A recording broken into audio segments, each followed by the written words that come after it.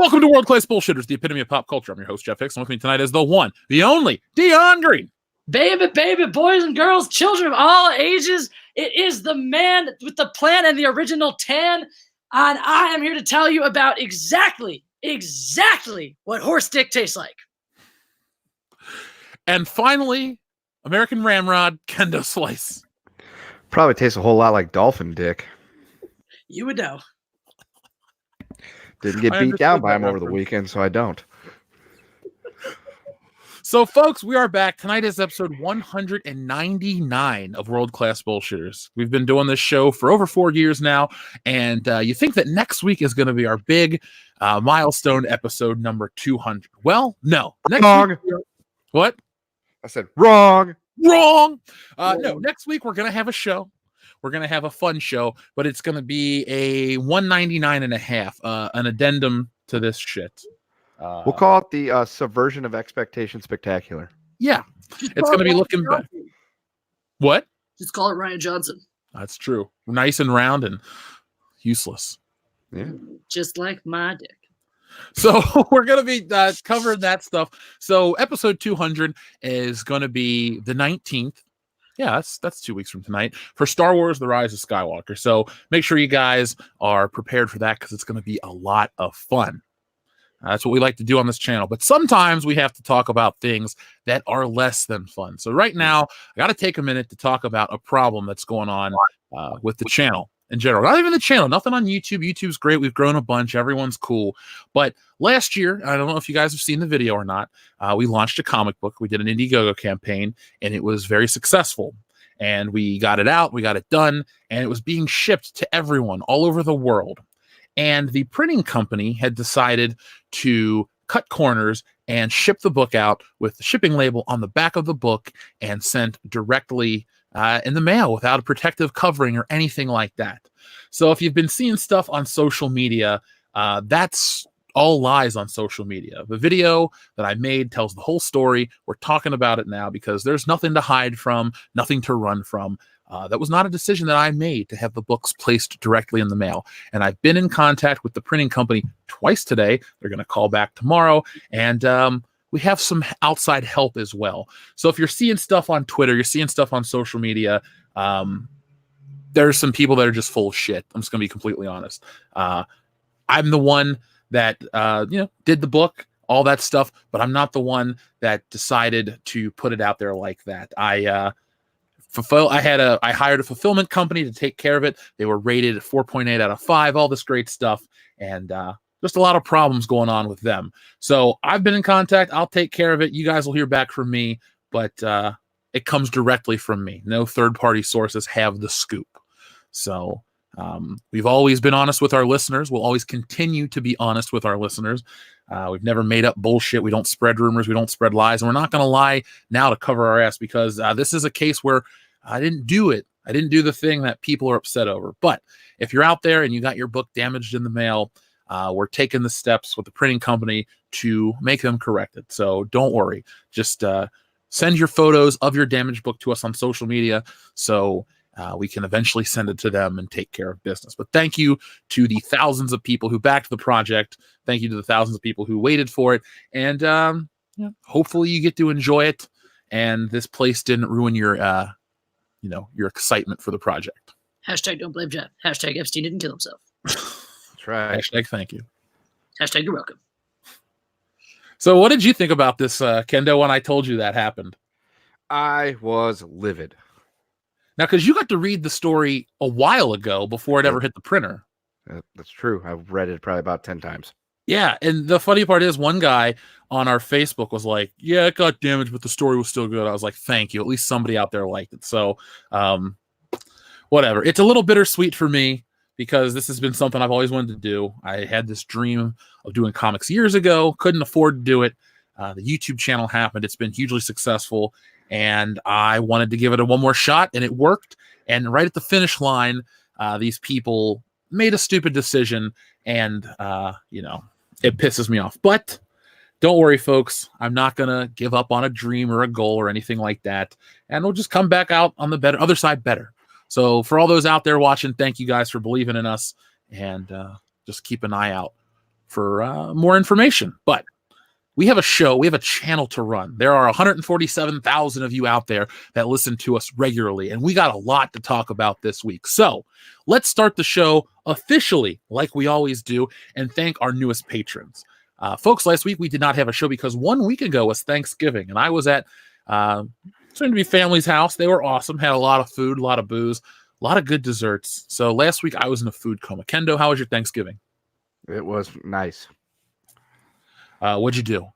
My dad and I went to a Thanksgiving buffet smorgasbord. Ooh, nice. And we ate a lot of food, and then I came home and watched the Cowboys embarrass themselves on national television. Dion, Yeah. what did you do for Thanksgiving? I ate turkey and donkey dick. lot of donkey dick. Sweet, sweet donkey dick all night long. So let's thank our newest patrons. So we got to go back a little bit, but again, we thank each and every one of you who makes the channel grow and all the extra stuff we do possible. So we want to thank our friend Todd. We also want to thank JD. We also would like to thank Jared. We also have a new patron of, there's been a lot on Patreon, Doug. So thank you, Doug. Also would like to thank Lance, Eagleface182, and our giant level, high level patron, Nicholas, who joined at the $25 tier, which gives him access to everything, including his shirt. So, Nicholas, you'll get your message tomorrow on Patreon.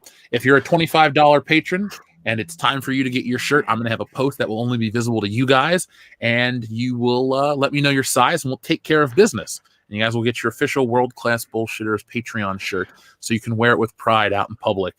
And speaking of public, Kendra, did I tell you I got recognized? You did. So since the listeners aren't Kendo and Dion, I wish you would have been there, man. It would have so awesome. About it. How come you didn't tell me? Yeah. Well, sorry I didn't tell you because, you know, you're only my best friend, but Rude. You're busy. So anyway, I land in Philadelphia, and I go to this place called Wawa, which is a convenience store, but it's really good. They got great sandwiches. And I walk in. I hear it's like heaven on earth. That's what they tell me. I've never been. I've heard that multiple times myself, Dion, and I agree. It's fantastic. But I go in there, and some guy goes, "Are you excited for the new Star Wars movie?" And I go, "Huh?" And he goes, "Jeff of World Class Bullshitters, right?" I'm like, "Hey." So I want to give a shout out to this guy, Walt, from the Wawa in Philadelphia. Thank you for recognizing my voice. Go Walt. Yeah, go Walt. So tonight we're going to be talking about all sorts of things. There's a ton of Star Wars news that has been coming out because as we get closer and closer to this film, it's a lot like the end of A New Hope. We're barreling down the path of the Death Star trench. Darth Vader is on our tail. The John Williams score is pounding into our ears, and we're all Luke Skywalker, hoping to get that one shot off to destroy the Death Star. But in this comparison, we don't need to get the shot off on the Death Star because the Death Star has a mechanical error and explodes on its own. That is where we are with Star Wars Episode 9. Every day we're getting new news of rumors that have been validated that we all thought were stupid sounding from the beginning, lowered box office expectations, which we're going to talk about in just a moment. The Disneyland ride broke. It's a terrible time to be Star Wars. And 2 weeks from tonight's supposed to be the biggest event of the year. Yep. And do you feel it? Do you feel any hype? Do you feel any excitement? Well, to be fair, I am excited to go to Cincinnati and hang out with you and Nick and do some channel work, and eventually Dion Little Dick will show up, and that'll be fun. Who you call Little Dick? I'm excited for that. Star Wars movies kind of I don't know, it's kind of like 2 years ago when I came to Cincinnati to go see to watch The Last Jedi and stuff with you. I was excited to go there and hang out with you and the other people, those people, them people. And You mean brown people? no, I think they were all white. But The Last Jedi was just kind of, was just a bit of an afterthought, especially after it sucked. There's literally no hype to watch the movie. I actually am, that'll be the low part of the entire trip. It'll be like one of those things where it's like, I just want to get this shit over with so we can go back to, enjoying having fun and doing fun stuff for the channel. Yeah, I do love our channel. I do love doing the work, but I'm dreading this movie. Let me rephrase that. Let me take that back, actually. I'm not dreading the movie. I'm excited for a dumpster fire. I'm excited to laugh. At the end of the year, there's a lot of stress to get stuff done, but it's nice to be able to sit down, kick back, and then laugh at Star Wars, because everything that J.J. Abrams seems to be doing and the Disney crew Is seems the movie to be even wrong. done yet? Do we have confirmation that the movie is done yet? Dion? I haven't heard any confirmation, but I had a thought I wanted to run by y'all. I was thinking maybe instead of seeing Rise of Skywalker, we all just go see Cats instead. No, that's cool, man. You can do that. Yeah. I mean, it's not going to be worse than Rise of Skywalker. Well, it can't be any better than Dark Fate, and you've seen that how many times? 14? 15? 14? Anyway, I'm just saying. It could be really good. It's got Tay-Tay in it.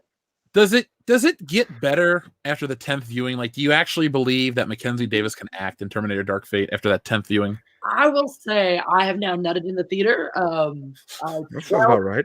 Times. I would say that it does get better with repeat viewings. So what you're telling me is that you're the new Pee Wee Herman. I didn't say that. You said you nutted in the theater. I did. Pee Wee Herman nutted in the theater. Yeah. Lots of people did lots of things. That don't make me them. All right, Dion. I'm gonna call you Pee Wee Herman. I'm gonna call you Dion Herman from now on.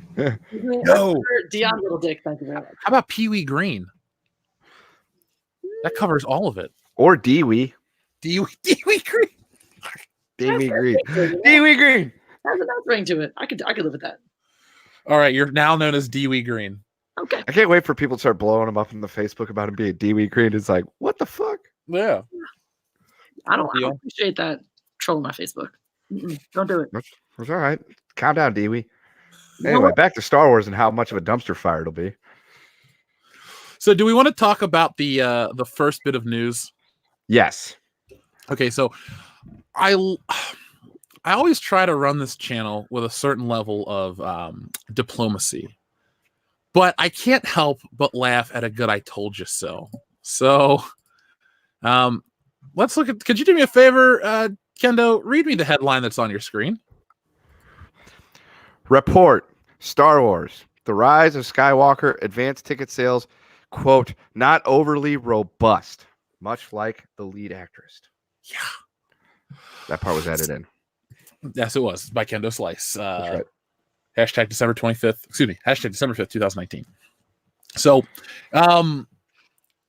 normally we're always talking about how the media is hyping Star Wars, but now the media is trying to have us lower our expectations. Do you remember Dee Wee a couple of weeks ago when the advanced ticket sales happened and it broke an hour record and we were supposed to roll over and say, oh, the movie's going to be this huge hit? What happened? I remember that. It was 1 hour. After 1 hour, ticket sales start in 1 hour, and it's a record. It's a record. 1 hour. By the next 24 hours, no more records. All of a sudden, it slows down after that. And now, Kendo, we're at a point where people are just like, it's gonna make money, but not as much as we all thought. Oh yeah, definitely. I mean, all you heard about was like with the Force Awakens was it was 900 and something thousand domestically. It almost made it to it's the number 11 most grossing film of all time. Blah blah blah blah blah. Everyone loves to be number 11. Yeah, I mean, congratulations, Dr. Zhivago is better than you. True. I think that's what. And then, The Last Jedi came out and it was screaming about it. And then when it finally hit $1 billion, but that was mostly with the worldwide factor in, then it was like, oh my God, look what it's done. Look what it's done. But then Solo happened. And I think that's where the expectations have become tempered. Well, I'm hoping that just the whole reporting of geek culture or just media in general, in terms of entertainment reporting, everyone just kind of calms their tits a little bit because it's nice to be on the hype train. Or let me take it back. It's nice to be excited about something. It's cool to love The Mandalorian. I enjoy the show. It's nice to like Baby Yoda. But like when you ride the hype train, but it's an unrealistic hype train, like I don't know how to.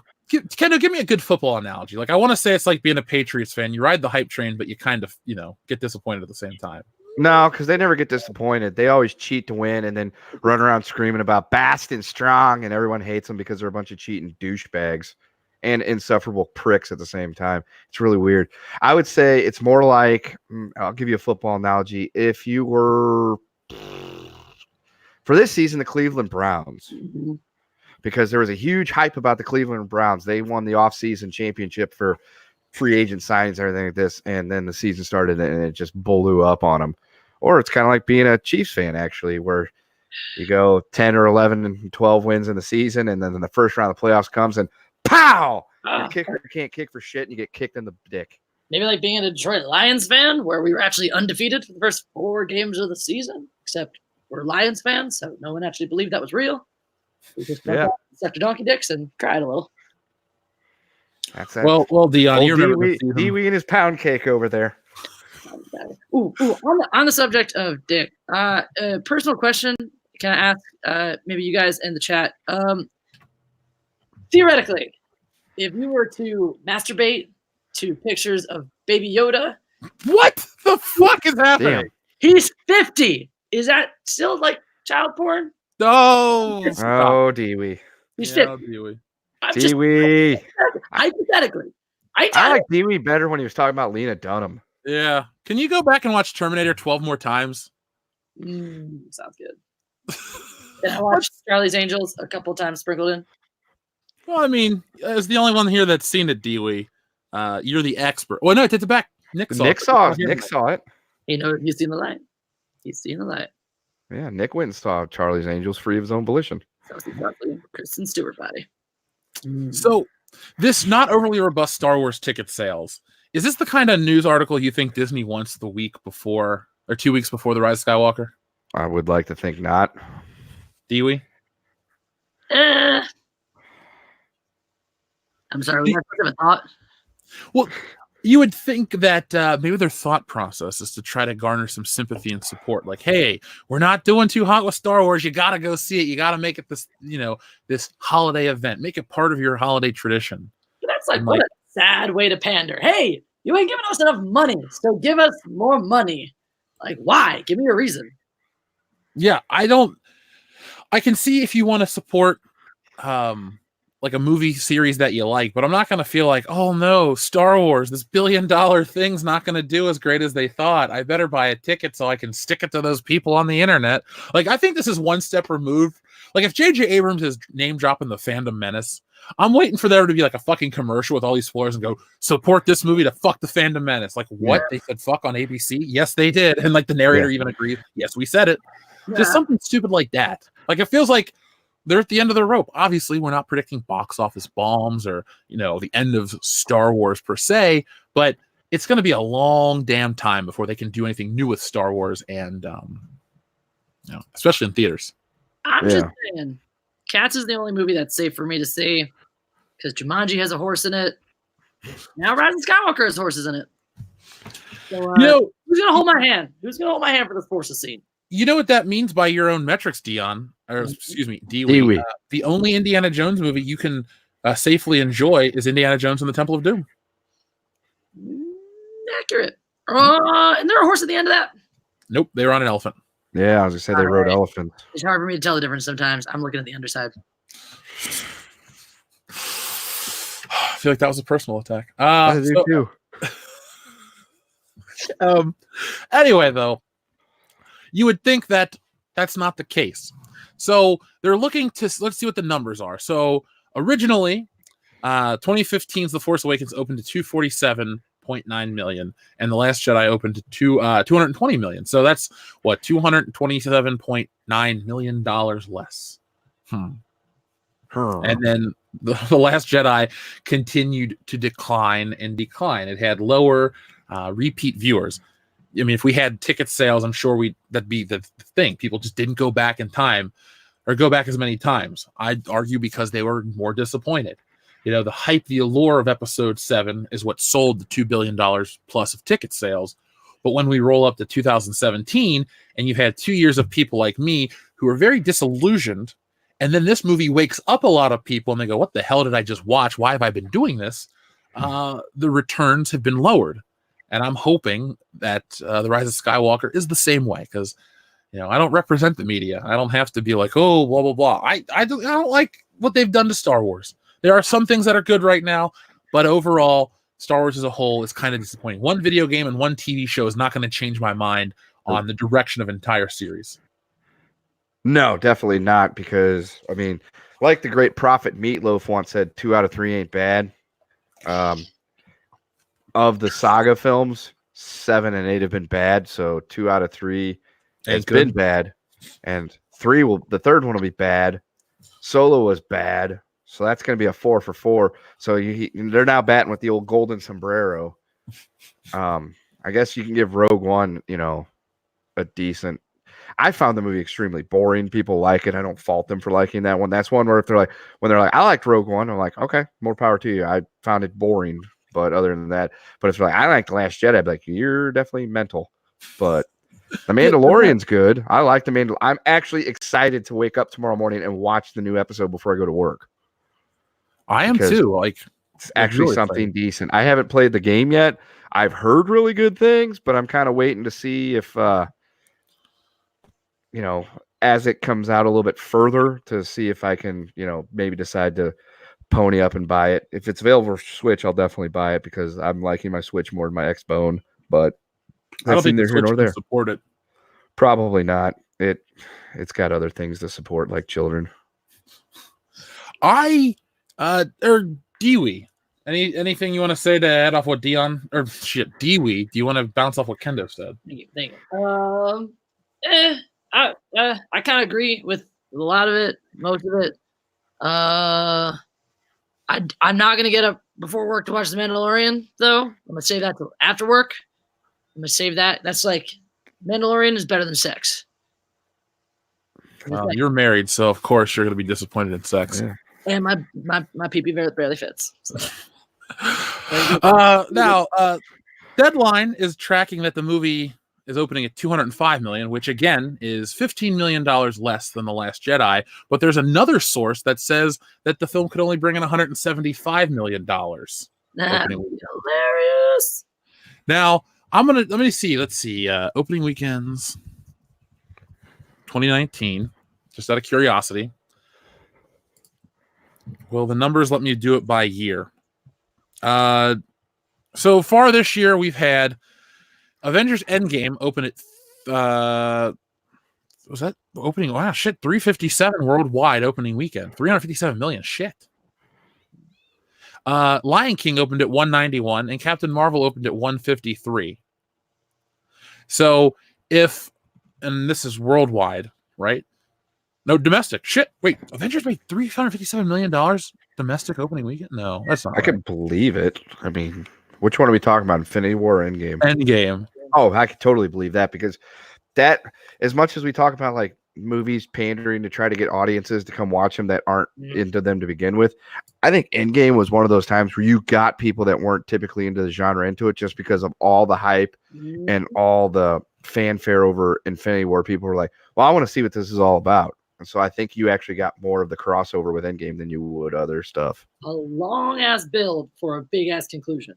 So, yeah, I mean, you had people that had been in there since Iron Man. You had people that were in there since Spider-Man. You had everybody that's a comic book fan. Plus, you had everybody that just saw the huge numbers that Infinity War was just pounding out there, and was like, I got to see what this is all about. And then there was probably multiple repeat viewings with Endgame.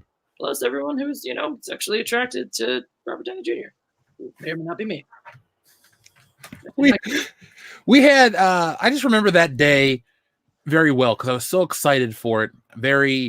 I didn't leave the theater disappointed. That's a good feeling when you go to see a big event movie and you walk out and you're just like, cool, that's what I needed it to be. Avengers made me feel like a lot of closure. By the way, folks, we have 1,111 people watching in the chat. Can we hit that thumbs up, please? Would be greatly appreciated to let us know you're enjoying the show tonight. And we'll get to the super chats in the moment. We have a lot of them. Thank you very much. Hold on, that's a thumb. I thought it was an erection. Oh God. Thank you, Dewey. Come on, Dewey. Focus. Get it together. Get it together. So if the Rise of Skywalker opens to $175 million, do you think the media will try to spin it as like competition from Cats and all this other stuff and make a million excuses? They'll have any excuse, which is like, show me the crossover audience between Star Wars and Cats. Like, seriously. Like, even if you're talking about anybody off the street who's not a Star Wars fan or a musicals fan, show me the crossover audience there. I can bring back another sports reference for you, Jeff. There's a very famous meme that goes around. It's called the Boston Wheel of Excuses. Anytime a Boston team loses in the playoffs, it was very prevalent in June because a certain team beat the Boston Bruins for the Stanley Cup. They'll have that. They'll have their own very own version of Disney Lucasfilm Wheel of Excuses. It'll be the Phantom Menace is hating the toxic, fandom, drove people away, to competition from Cat, to it's the Christmas season. People spent money on gifts, not movie tickets, which we know is bullshit. We know they're all bullshit, but they'll have plenty of different things. People are afraid of seeing Dee at their movie theaters, looking at Mackenzie Davis. You name it, they'll have it. I just want to say being Phantom Menace is a lot like being married, like it's always your fault. Like if you won't shut up, then you're insignificant. No one cares about you. You don't matter. Nothing you say matters. But then the second something goes wrong, it's all your fault. You did it. You did all this. I'm just saying, it's just like being married. Well, I feel validated though. Like, you can blame us for this movie tanking because last year we were a small vocal minority, and then in a year we fucking ruined $1 billion picture from Disney. Like, what is it? What's the narrative? It's gonna keep flip flopping. It's like, you don't matter. Oh shit, you do matter. We're just gonna make fun of you. You really don't matter. And then it's like, we kind of messed up. It's interesting to watch these very public answers from these very public figures in regard to Star Wars, because they made Star Wars and all of geek culture more about the societal stuff than it is the films. Last week there was that article that came out about Billy Dee Williams and his gender fluidity. But did you see the response from Billy Dee Williams? No, because I didn't really read the article. Billy Dee Williams says, "What the hell is gender fluid?" That's not what I was talking about. He was talking about Carl Jung and a study about himself. What about Carl Hungus? Well, Carl Hungus hasn't been published in decades, so people tend to forget about his work. But his work with Bunny LaJoy in, was it Logjam? Logjam. That was that got robbed at the AVN's 1982. So yeah, that should have been Best Picture, Best New Starlet, you name it. Logjam should have swept it. But as for Billy Dee Williams and his gender fluidity, him being like 80-something years old, I would think would have no idea what the hell that is. Yeah, that was the excuse me, I can't speak right now. The Esquire writer, I think his name was Matt Miller, the guy that went after Doomcock and I last year. That was that guy projecting his views and beliefs onto that. Huh. Now, here on the channel and in the Fandom Menace as a whole, nobody has any problems with personal preference. If you want to do what you want to do, as long as no one gets hurt, have fun, be yourself. Yes. Mm-hmm.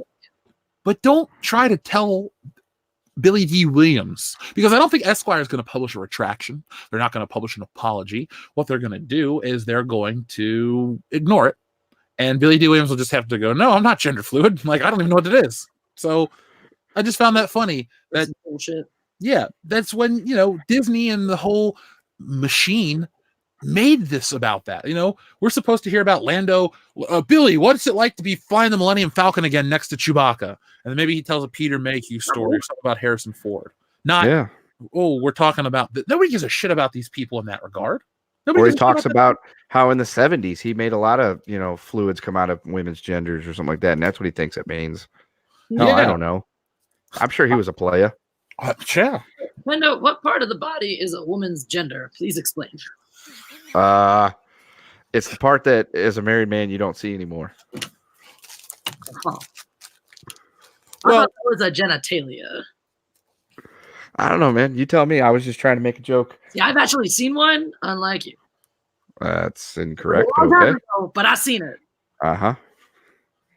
Hey, I have a kid. I have proof. That's fine.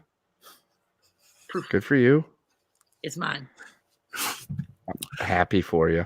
You can tell he's not pretty like me. So, are you guys gonna guess? Let's move on to the super chats. Guess, Rise of Skywalker lowered box office 175 or higher. D we go. Honest answer. Real talk, bro. I'm gonna take just under. Just under. Okay, Kendo. Are we talking domesticated or worldwide? Domestic, because they're gonna say it's the worldwide.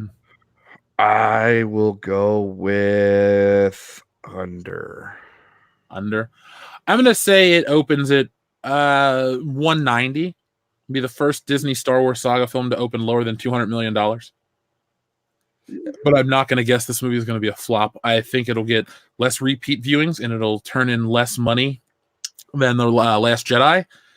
And for anyone out there that says, "Oh, Blu-ray sales," there's a Star Wars commercial on TV right now. I see it. Yeah, it looks stupid. Yeah, wow, Y-Wing got you. The other day when I was flying back from... Oh, look, it's the Rey double dildo scene. Yeah. Oh, it's PG-13. They finally gave it a rating. Finally rated it. Done. The movie is officially done, folks. 2 weeks out, it's officially done. Yeah. Well. No. What was I gonna say about? Oh no, I watched on the flight back. I watched the original Star Wars, and there's just some kind of magic about it. Every shot looks, well thought out, well produced. This stuff just kind of looks messy, like on the screen. It's like, hey, it's like the George Lucas approach for Episode 1. It's so dense. We just have layers and layers of stuff, and yes, it looks cool, but like, just because it looks cool doesn't mean it tells a story. And we'll find out in 2 weeks. Storytelling is for educated folk. That's all I want to say. That's true. Thank you, Dewey. So our friend the Fixer, thank you very much, is usually the first person to send in super chats, and he did it this week. So Fixer, thank you very much. I'm going to read both of yours, right now. The Fixer says, "How can Hollywood make films that show how bad totalitarianism is, yet continue to promote it? Look at the Death Star. Look at the death of Stalin. It shows how horrible life under the Soviet Union was. Yet no one talks about Stalin and the Great Purge, where over 1 million were killed by the NKVD. Yet they still say America sucks. It makes no sense." Yes, he's correct in many regards there, and I've never understood that either. When people scream about how great socialism, communism are, I'm like, you've clearly never seen the examples of history. Yeah, Hollywood. I think Hollywood, if you ever hear this, your existence is to entertain all of us and make your money and just go off and do your thing like that. I don't want to lecture from Hollywood. It's always been about escapism. It's always been about like, oh, you're hypothetically married and not getting laid ever, go someplace and watch people who get laid. It's not about like reminding you about how much your life sucks. It's about, escaping for a little bit. Yeah, I have a problem with I don't know. I don't have a problem with expanding my mind. Like when I watch the Twilight Zone and I want to talk about, the human condition and how we can better ourselves. But the place we are in society, some of the things that they're calling for or trying to make happen and progress towards, it's like, this happened decades ago. You don't get to play the victim card in entertainment anymore. It's like, I could understand if you represented like a big worldly problem, but you don't. You represent fictional shit that doesn't really affect people. But these actors take up these causes because they're bored. They don't really work all year. They don't have the same responsibilities, and actually, they don't even have the same outlook on what entertainment's meant to be. When we make stuff on the channel, the comic, all that stuff, it's not about to teach the audience a lesson and make them conform or do this. It's just to let you laugh or make you think about like what's being talked about, not trying to change you forcefully. So that thing is always used to be like actors, directors. They've always had political, endorsed candidates and had positions on things and charities and all that shit. But that was separate. It was like the movies were the movies, and they used their fame and their recognition, money, to go and champion their causes elsewhere, And the movies that still resonate today, the old ones, are ones that even if they're kind of about stuff that was happening then, have themes that are universal. Like, the original Star Wars trilogy. Yeah, I I just long for those days where shit's fun. Yeah, I mean that's what it's supposed to be about. We play video games to not think about what's going on, just to, dull your mind and have a good time for a few hours. Watch movies, TV for the exact same reason.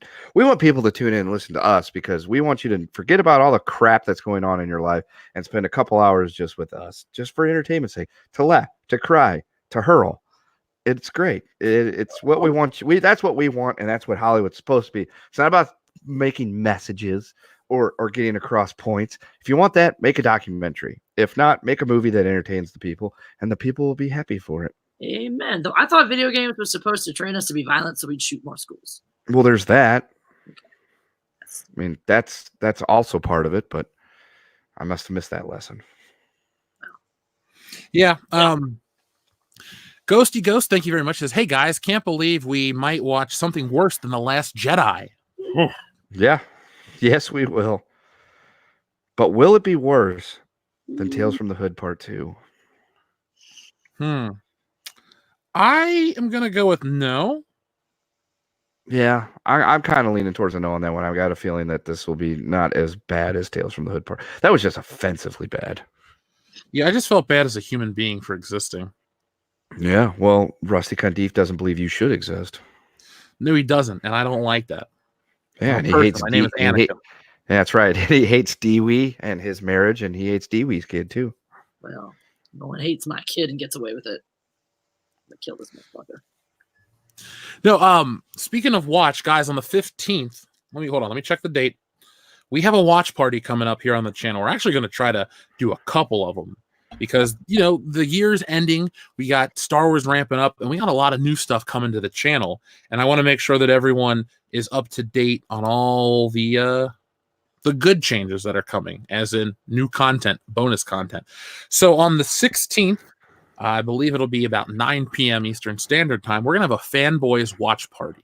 Ooh. Our friend and patron, Commander Cody, has requested this. He has waited patiently, and he's going to make it happen on the 16th, which is the Monday before the Rise of Skywalker. So we're going to have a lot of fun with that. So if you have time on that Monday, join us, hang out. Fanboys is a great film. It says a lot about Star Wars. It says a lot about geek culture. It's a nice positive representation from an era where the Big Bang Theory meant nothing. And I think it's one of the more accurate depictions of the kind of stuff we're into, all of us. So check it out. It is fictionalized. It is funny. But get yourselves a copy and be here on the 16th. And then Kendo, we don't have a date yet, but Kendo and the boys and I are going to try to do our drunk commentaries for Episode 7 and Episode 8 prior to Episode 9. Yeah. We're going to do it one more time, and that's it. Yeah. And our drinking rules will be in effect. So we will survive. Hopefully we will survive. I'd love to make it to California. Shit, I'd love to make it to January 1st. I know. So, yes, Ghosty Ghost, I can't imagine watching anything worse than The Last Jedi either, but it could happen. So 2 weeks from tonight, we'll be live here in Cincinnati, and you guys can watch us, and we can discuss it. And we have some surprises for that night. So come watch our review first. And not only are we going to just do a review, it's going to be an all-night review. We're going to have a pre-show and maybe a Star Wars post-mortem, depending on how bad the film is. Oh, yeah. We'll be talking about it. We'll be going live. I think we're watching it. What's the movie? I think our tickets were like first showing right at 6 o'clock. 6 o'clock. We got guess what? You can still buy tickets for that showing if you'd like. Oh, how about that? I don't color me shocked. But yeah, so 6 o'clock Eastern time, we will be going to the movie. After the previews and everything over, the movie will start probably around 8. And watch that for 3 hours, and should be going live around midnight. No, I kid. We should be going live around like 10-ish, I would say, at the latest. Yeah. And we're gonna be going all night. We're gonna get a bunch of stuff ready earlier in the day so we can not have to go out and do anything. We can just come straight back, eat, do the show, do all that good stuff, have a good time. We're gonna have games, probably. We'll play some games. We'll tell you everything you need to know about the movie. We'll have a little bit of the bubbly. It'll be a good time. Now, I actually picked us up a game for Ooh. this. I hope it comes in time. You know Cards Against Humanity? I do. They have a Star Wars edition. Oh, is one of the cards The Last Jedi, and the other card is Sucks Big Hairy Donkey Dong. But you know we should. Oh, I'm gonna go. You know what we're gonna do? I'm gonna. You know what? I'm gonna tell you off air. Just remind me. I'm not gonna tell everybody, folks. Do not miss out on that. Deadeye says, "Here's a script leak for the upcoming Rise of Sausage. What are you doing there, 3PO? Taking one last look, sir, at my sausage." Hey, there you go. That's what I do every night before bed, and I say, I hope it's still there in the morning. Poor 3PO. Yeah, he's gonna He got die. dirty. I don't even know what gets done, but I know it's dirty. Yeah, one way or another, Disney Lucasfilm is gonna dick him down like every other original character. Of course. They've already neglected him for 2 movies, you know. Let's take the original robot guy, just put him in the background, have him dance around, do nothing. Well, 3PO always was good at, like, I'm not saying he was good for comedic relief. It works. You know, like the whole eat shoot thing, how rude, that makes me laugh. But I don't know. 3PO definitely serves a purpose. I like the character, but I don't. I won't feel anything if he dies. I hate to say it. No, I won't either.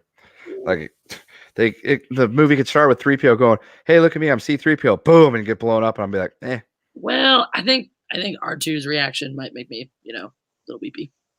I mean, all he's gonna do is go beep beep and woo. Yeah, that's that beep boop boop. That's gonna get me. I'm a man. I mean, I ain't ashamed to admit I'm gonna cry. I cry all the time. I cried at Charlie's Angels. Oh, I did. How many times of viewing of Charlie and Angels did you cry? All of them. Multiple. Oh. Actually, the more I see it, the more I like preemptively cry now because I know what's gonna happen.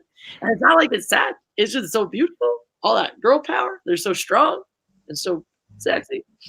And that's just I cry. You know? I mean, I get it. Yeah, I get it. I mean, did you cry? I mean, you probably cried about Dark Fate too. Every time. Yeah. Every time. While I'm coming. Makes sense. Yeah. Don't you? Can't say that I do. No, no one else. No, just me. Just no one else cries. I'm pretty sure it's just you, Dee. Oh, all right, whatever. I don't think it's weird. Dr. Ian Malcolm says, the pattern I've tried to follow here is that instead of putting everyone in the first movie and slowly killing them off, we're going to slowly bring in people. Colin Trevorrow, 3rd of July, 2018. This is actually the perfect transition to talk about Colin Trevorrow's comments on the episode 9, excuse me. So have we guys had a chance to see Colin Trevorrow's response? I have not. I have not either. Okay, well, let me find the tab. I have all the shit pulled up. You know, show prep. I'm really excited to do this show. You're so professional. I know, I try. Sometimes it works, sometimes it doesn't, like right now. So Colin Trevorrow was the original director slated to helm episode 9 of The Rise of Skywalker. Clearly, that didn't happen. Clearly. And I jokingly want to say our good friends over at Star Wars, whatever they're called, the Wards, reported, if I could find the damn image, about whatever. They reported on some information about Colin Trevorrow's script. Colin Trevorrow, I believe, responded personally on Twitter and said that's not true. And those are the words he used. So Colin Trevorrow's approach, let's talk about this for a moment. Colin Trevorrow's approach to Star Wars and how he doesn't believe in killing off people, just slowly introducing them into the saga, the films. I like that approach because it was Michael Arndt, I believe, who had written a script for episode 7 where Luke Skywalker was the most interesting character, and they couldn't include him because the new characters were terrible. Now, Dee is someone who respects the art of filmmaking. How do you feel about this statement from Colin Trevorrow and that theory, that approach? Sorry, I was whacking up. Tell me again. Now, how do you feel about Colin Trevorrow's statement? I'll reread it, Kendo. This is for you too. Yeah. The pattern I've tried to follow here is that instead of putting everyone in the first movie and slowly killing them off, we're going to slowly bring people in. Yeah. I don't think that works either, because it's like, why? you have to be invested in your characters. You have to be invested from the get-go. So you can't just slowly bring them in, and it's your original characters too. It's like at that point it just becomes a tease of like, well, we're waiting for him. Oh, now we're just gonna drop him right in there. Oh, hey, there you go, Luke Skywalker. I think it's cheap, and I think that you don't have a through line. So if you do that with your original characters, you don't have a through line with your new characters. And if you try to do that with your new characters, you don't have any attachment to your new characters. So I think that's just kind of dumb all the way around. Kendo? Yeah, I kind of agree there with Dewey to an extent. I mean, if you know you got a 3-movie arc, you don't have to throw everybody in right at the beginning. You can bring in people as the first movie progresses, maybe even into parts of the second movie.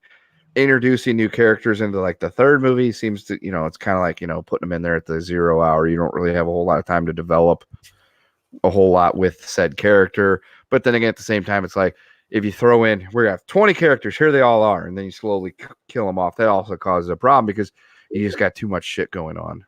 Because now you have these, I mean, look at the original trilogy is a great example. You have like Lando gets introduced late in the second movie, even plays a good role in the third. It works. It's good.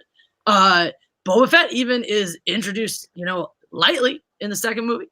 We see him a little more in the third. You kind of don't see him that much at all, but obviously they introduced him well and used him effectively because people like him and remember him. But yeah, who's important that just shows up in the third movie? Who's important there that just never seen before? And oh my God, now suddenly they're pivotal in all this stuff.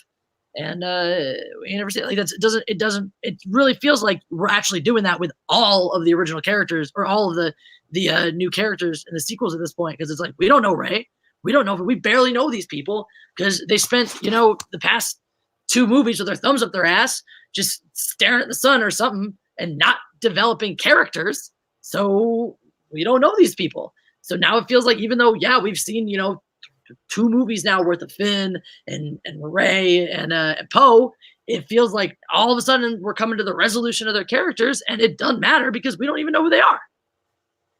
Well, did you see that Oscar Isaac article about how he has no interest in a Disney Plus series of Poe Dameron? That's good because we don't either. No. Either. Quick question, Jeff, for you. Was he the one in E2 Mama Tambien, or was that somebody different? That's Cassian Andor.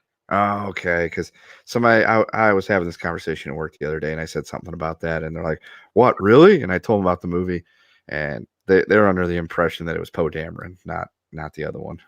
Oh well, he'll get it. He'll figure it out. Yeah, Poe Dameron could have been a great Star Wars character. Could have been, yes. Until they cut his balls off in the beginning of episode 8. I don't even think they gave him a shot to be a great Star Wars character, because his introduction about, do I talk, do you talk? Okay, people like that because it's humorous, but then he crash lands on the planet with Finn and then is written off until the end of the movie. And then his friendship with him is just very awkward and forced. Like, I believed after Han and Luke left the Death Star that they cared about each other, especially after they did the fight against the TIE fighters with the turrets on the Millennium Falcon. That was awesome. And they just kind of respected each other. And even Luke was a little disappointed that Han was going to run off and stuff. Right. But that felt like a friendship within the span of that movie.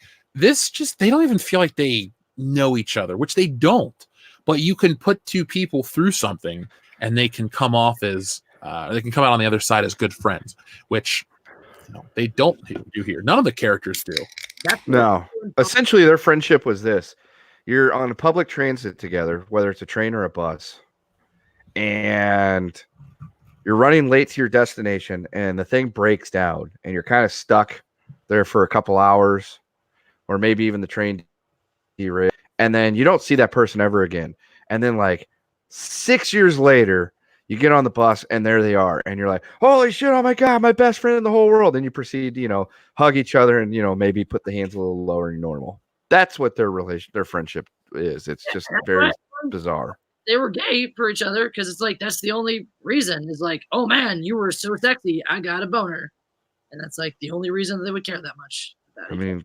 They did there was lots of articles wanting those 2 to be gay together. Because it's the only logical explanation for them to have any kind of attachment to each other after that. Well, he did steal his jacket. Yay. He, Finn, pronouns, pal. Yay. Thank you, Vince. Yay. Yes. Michael says, you guys should diversify on other platforms such as Gab, Minds, and BitChute. We're not opposed to expanding onto other platforms. Not at all. Hoik Gak says, don't have Twitter. What about an alternative? In regards to sending us stuff, you can always email us, worldclassbs@mail.com. Anybody that backed our stuff gets the notifications over Indiegogo, which is the direct source.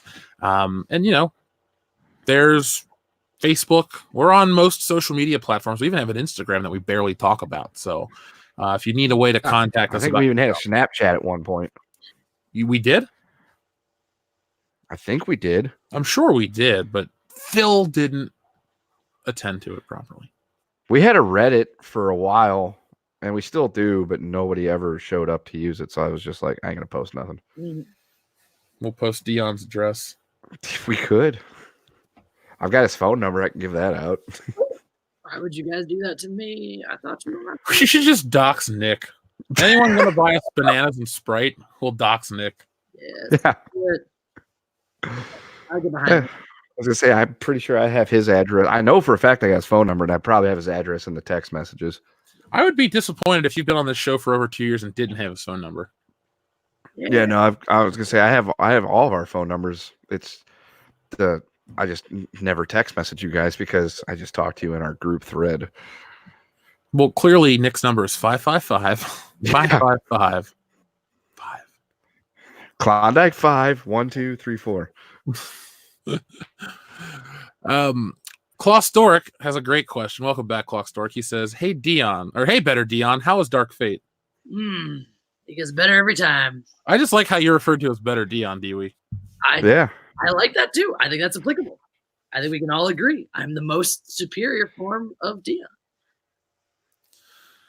So, you know what? We're going to get back to the super chats in a minute. Like I said, we got a lot of these tonight, but we got a lot of show to cover. So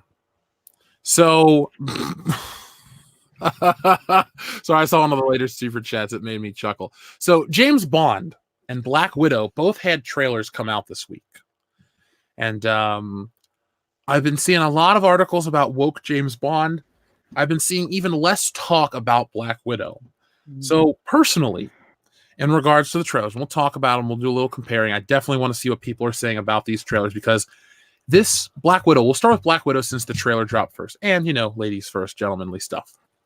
Even James Bond himself says that. So that sounds like some SJW nonsense to me. Sounds like what? Sounds like some SJW nonsense to me. Put the bitches back. I don't respect them. All right, Dewey. Well, we can't all be winners like you.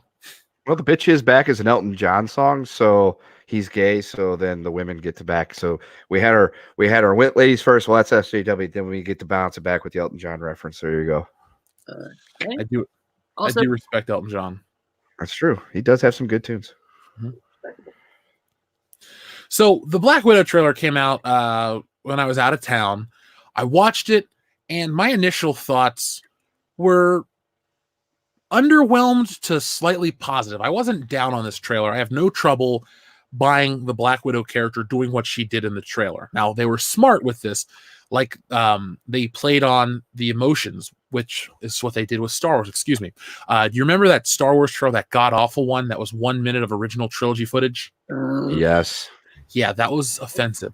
Well, this Black Widow trailer is trying the same thing. Instead of opening with, action shots of the movie, it has scenes from the Avengers.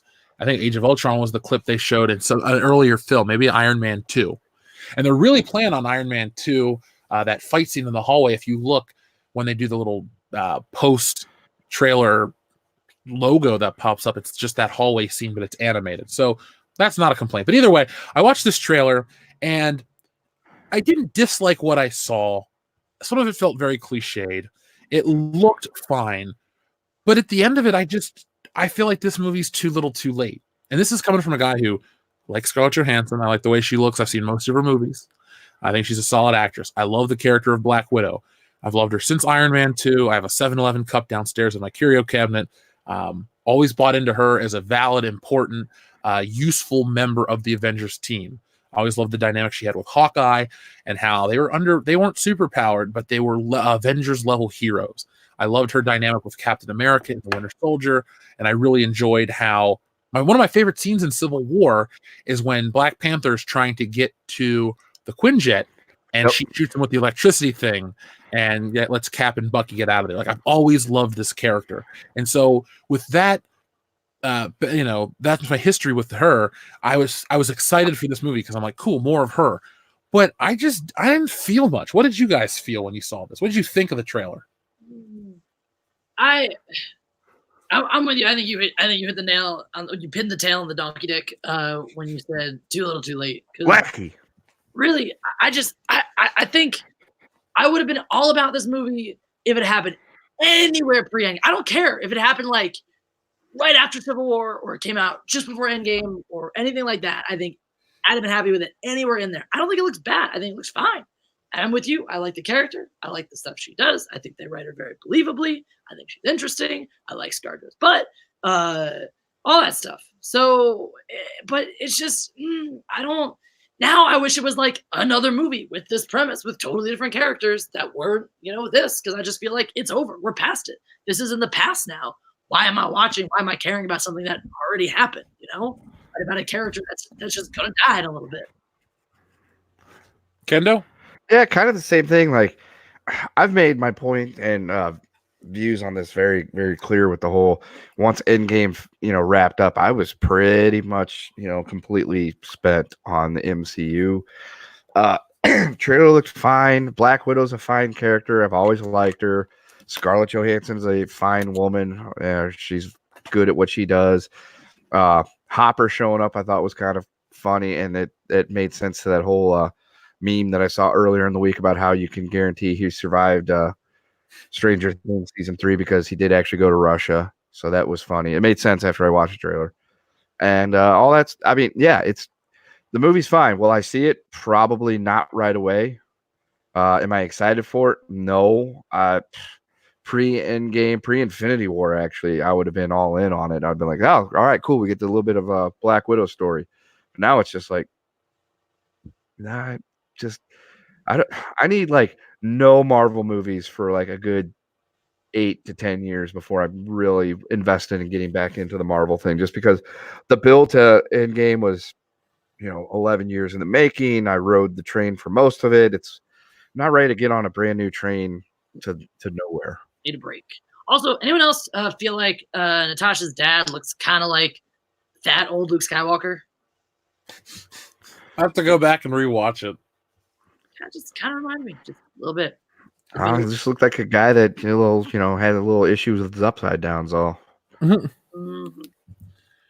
Kind of to bounce off your point about the Marvel train, like I was on it up until the end. And I'm not trying to be like, hey, blah blah blah. I'm an old school fan. I deserve this. But I honestly, from the minute I saw the Iron Man trailer, I was there. I saw Iron Man, the first one, 2 days after it came out. Or maybe it was whatever one that came out, because I had just got home from college. And that was the first thing I did with my mom after coming back from freshman year of at Michigan State. It was like, hey, I got to go see Iron Man. And Dion, we talked about it back in the day. So you remember that. So I love this character, all this stuff. I wish that we would have gotten this film post Winter Soldier, because I was really interested in her after that Senate hearing that she had after all the news and information leaked. And I would have loved to have seen a villain from her past come up and find her private information. She has to enlist her help from her family. Like, when you introduce this, I can't call it non-linear storytelling, I guess, because the movie will be like a linear story, but this like out of sequence story in the MCU, they're testing the waters to see if they can do this. And two, I really think this movie is being placed in the past just so they can get an Iron Man cameo and try to pull a Spider-Man Homecoming again. Mm-hmm. I'm personally surprised there wasn't any Iron Man in this trailer. This whole thing about, this is the first teaser. I think they'll throw him in. They'll tease him in the second or third trailer. They'll get you thinking about it and talking about it after this one. Like, is he going to be there? Is he not? And then they'll maybe tease and maybe drop a voice clip in the second one, and or tease him in the third one. I also think one of my problems with this trailer is like this whole why is she going there? I mean, obviously these questions will hopefully be answered in the movie, but like you said, you brought up a good point. It would be great if a villain from the past shows up and she's got to deal with it. I think that it's a little bit, lame that she's like, I'm going back to Russia to deal with my past and take it head on. Like, why? Why, bitch? Just don't. I don't know. Yeah, I don't know how to, without going back in circles about talking about how I feel about this film. It just doesn't offer anything new to the MCU, and there's no grand story anymore. Right. I mean, it's not like they can build anything considering what happened to her in Endgame. Yeah, it's No. a one-off. Unless they're gonna bring her sister into, the next phase. She'll be like the Black Widow of Phase 4 or whatever. If they do that, I'm pissed because I like the dynamic Scarlett Johansson has with Jeremy Renner. I like the actress, how they had the perfect chemistry. Like even Justice League, for as like as that movie is, like even the chemistry from those people actually was kind of decent. But the Avengers had it so much better. I loved just how they played off of each other. I would have actually paid money to see a movie where they just have a normal day together. Yeah. Like one of the best parts of Age of Ultron for me is that party sequence at the beginning. It's just nice to see them in their normal everyday attire, hanging out, not superhero-y stuff. Yeah. Go ahead. Oh, sorry. Go ahead. No, I was gonna say one of my favorite Avengers scenes of all is the post-credit scene after Avengers when they're sitting there eating shawarma together. I love it. It's like, I would love to have had more of that, where it's just like the Avengers. It's our day off. That would have been a great movie. Mm-hmm. And the point I was going to make is like, if you introduce her as the new Black Widow, this isn't like Beer Fest. We're going to have Landfill 2 just show up. I'm Landfill's brother Tex. That's a joke. You couldn't pull this off because there's just always going to be that disconnect. We haven't really had a new version of a legacy character come in. We've had Don Cheadle play War Machine, and he goes, "It's me. I'm here. Get used to it." And that was a funny meta nod. And we've never once had another issue like that. But it's not like we're gonna have Sam be Captain America coming up. We're gonna have Bucky be whatever he is, and we're gonna have a different Black Widow. And this is a weird transitional period for Marvel. It's like they almost did too many transitions at once. Because you can suffer the loss of Iron Man, but Captain America should still be there to kind of keep the team. The familiarity for the audience. This is not me talking about world building. This is me talking about the audience and what you're used to. So you may lose Robert Downey Jr., but you can still have Captain America and Chris Evans and Thor and all this stuff. Mm-hmm. But you lose both, and you lose Black Widow, and then you're going to try to like just build on these new characters like Miss Marvel, the Kamala Khan version, and I think you're going to get to a point where brand confusion pops up, where it's like, I know Marvel, I don't know these characters as much. And some people will give them a shot because they're new, and some people will just be like, I'm not interested. I want my Iron Man. I want this and I want that. And they'll just not show up. So I think Marvel's in a weird place, and they picked a really bad time to do it. Yeah, unless they thought that, all right, we wrap this story, we're going to lose a lot of our, diehards anyway, so let's appeal to a new generation. Some younger people, doing that woke bullshit, and we'll get that young audience and take their money too. Joke's on you, millennials don't have any money. Well, thing is, too, like the next wave of characters they want to introduce are only like 7 years old at the most. Yeah. You have Marvel has a huge library of characters. Why wouldn't you pick better ones? You're just trying to pick the trendy ones that aren't even that popular. If we look at sales, Spider-Man's their biggest character ever. I'm surprised Marvel didn't just drop the money, or Sony just didn't do more with the character of Spider-Man. It's nice. You don't want oversaturation, but at the same time, this is the biggest superhero ever next to Superman. Why wouldn't you do more stuff with him, or try to use him as a introduction for these lesser known heroes? Because Spider-Man Far From Home made $1 billion. Mm-hmm. So I don't know. Let's move on though from the Marvel stuff. My thought is just, honestly, I'm kind of over Marvel. I don't want to sound like a negative Nancy about Marvel as a whole. Still love the characters. Just, I don't know. Like you can't. I need a break. Would a break be good for you? I could take a break. Though I will say, of all the Phase 4 movies, Black Widow is the only one that I'm like kind of excited about, that I've like committed to seeing. Probably not opening weekend, but probably in the theaters. You'll see it. Not as many times as you saw Dark Fate, but you'll see it. I mean, true story. I'm trying to get to another 2 showings tonight, so let's keep going. If there was a way for you to be in 2 theaters at 2 times You would, just to watch Dark Fate twice. You would. I might watch Charlie's Angels in one of the theaters. I don't know if you should there, Dewey. Yeah. So, originally this episode was going to be called Spy vs. Spy 007 versus Black Widow. I thought that was a cool title because the day after Black Widow's trailer dropped, we got the James Bond No Time to Die trailer. And I'm going to let you guys talk about it first, and then I'm going to chime in because I'm a Bond fan, and I want to give you guys your platform to speak your voice because I got a lot to say about James Bond. So, Dewey, take it away. All right. Can I just say, I am not, and I've never been a fan of this whole continuous story arc with the new Bond that they're doing. I like James Bond as these one-off stories. You could pick up any one, this sort of serialized thing that was so fun about it, growing up, watching them. You didn't have to, know what order they came out in and watch them in that order. You just pick one up. Oh, going to the video store. Mom, you rent me a movie. Okay, just pull off a James Bond movie and it's fine. You got it. Like, you don't need extra context. There's stuff about his past and things come out, but you don't need all of it linked together. This one, I'm watching the trailer. I'm like, what am I missing here? I don't remember shit that happened in the last movie. I don't care. I feel like this is supposed to mean more to me because I'm supposed to have this investment as if it's just somehow like this series. And it's not. James Bond is not a series in the sense that each movie picks up from the last one. I've never liked the way that they're doing it. And this movie feels all about that. And that's before I even get started on Miss, I've been an MI6 agent for 2 years, so get out of my way or I'll shoot your knees. Which is like, I'm a woman, I'm a strong woman, and I know, and making fun of the fact that you're old, because apparently it's not cool to be old anymore, because once you hit 40, you're basically dead.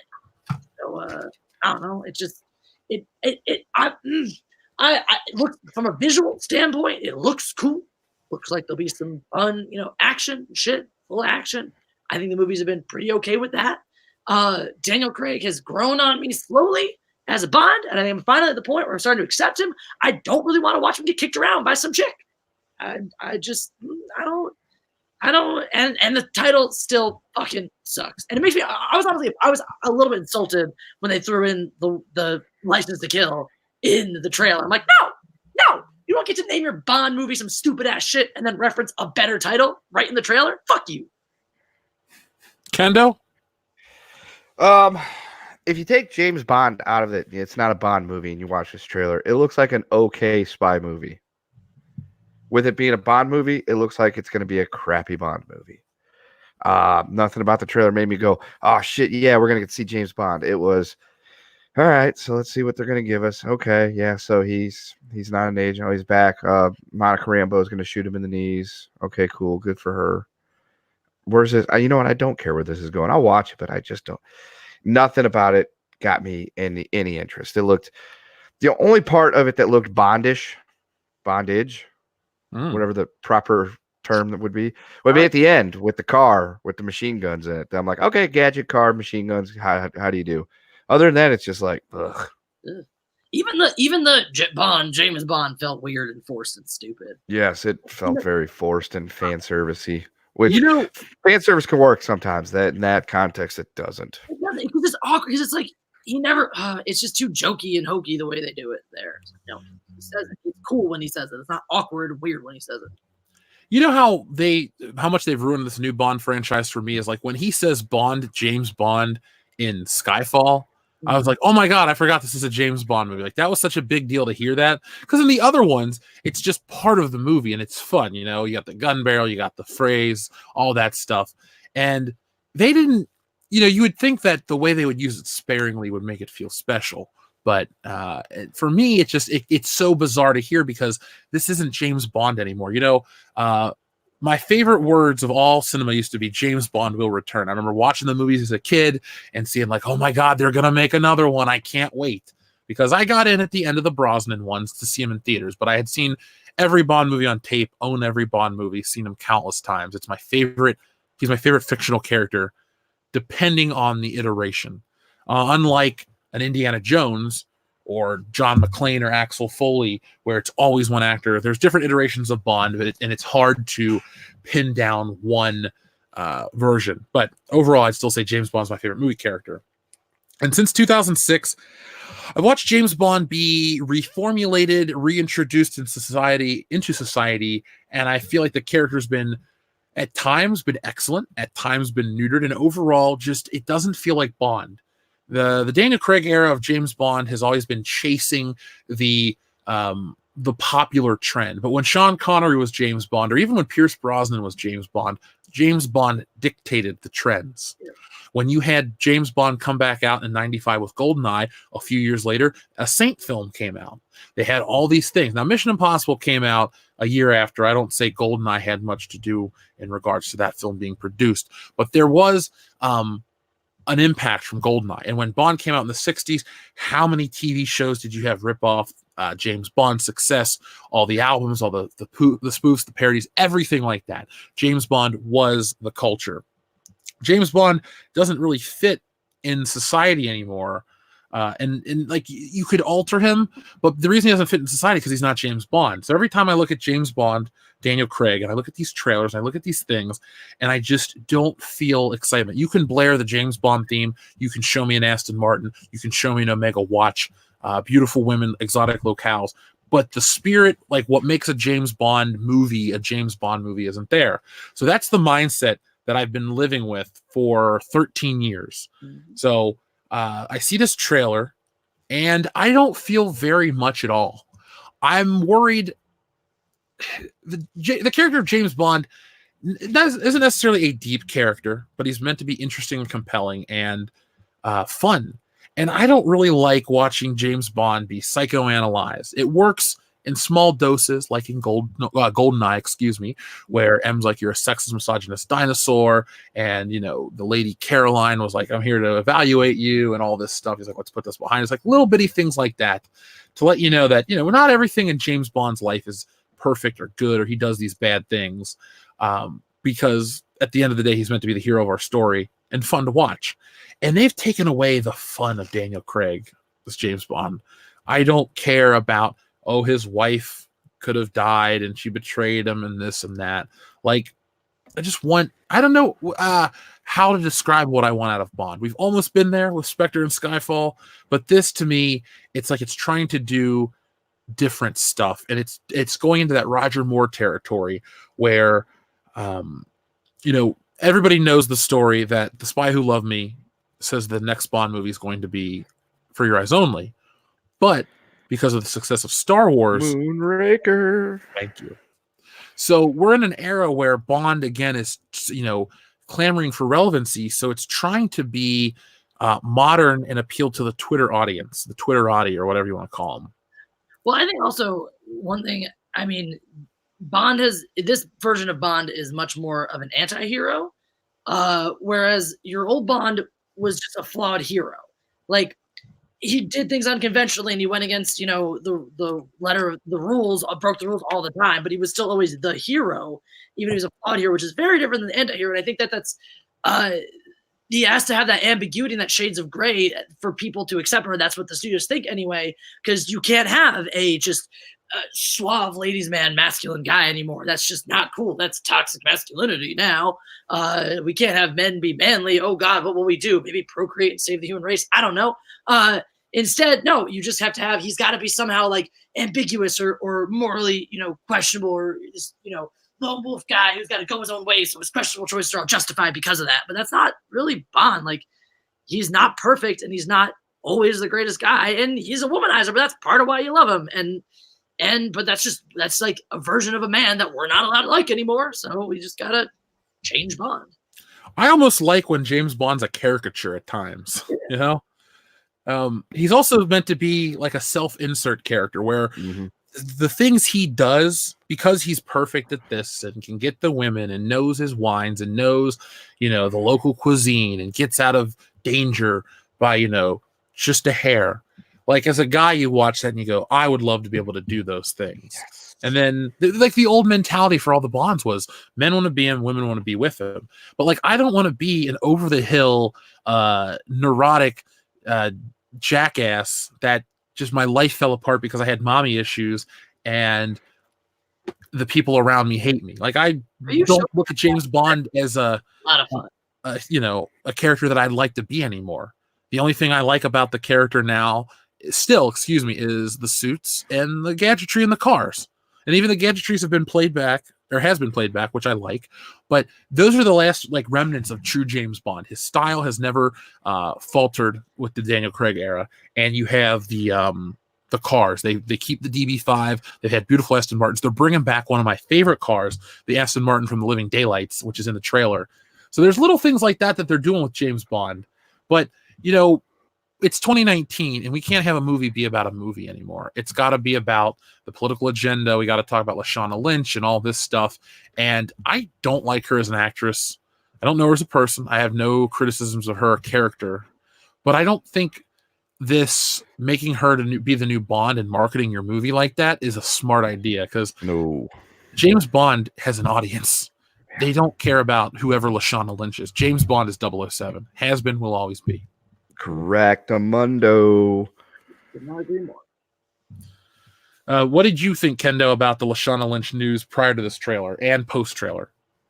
About how she's going to be the new Bond or the new 007, so to speak. Yeah, it was in an Aston Martin and everything and had the watch. Well, when I first saw that, I was like, okay, so they are doing it. They're going to go for the race gender swap and see and pretend we don't fucking notice. Or hope that we don't notice. And so I was like, here we go. This is it. They've gone ahead and they've went and taken something else I really like and decided we need to totally dick it over as best as possible. And then after the trailer, it's like, yeah, I can see it. I can see them going that route. I can see it. I can see this being a baton handing off moment, and it'll be like James or 007 will return and, you know, it's time to menstruate. There you go. Bad Bond title number 26, Dr. Coffin Nails.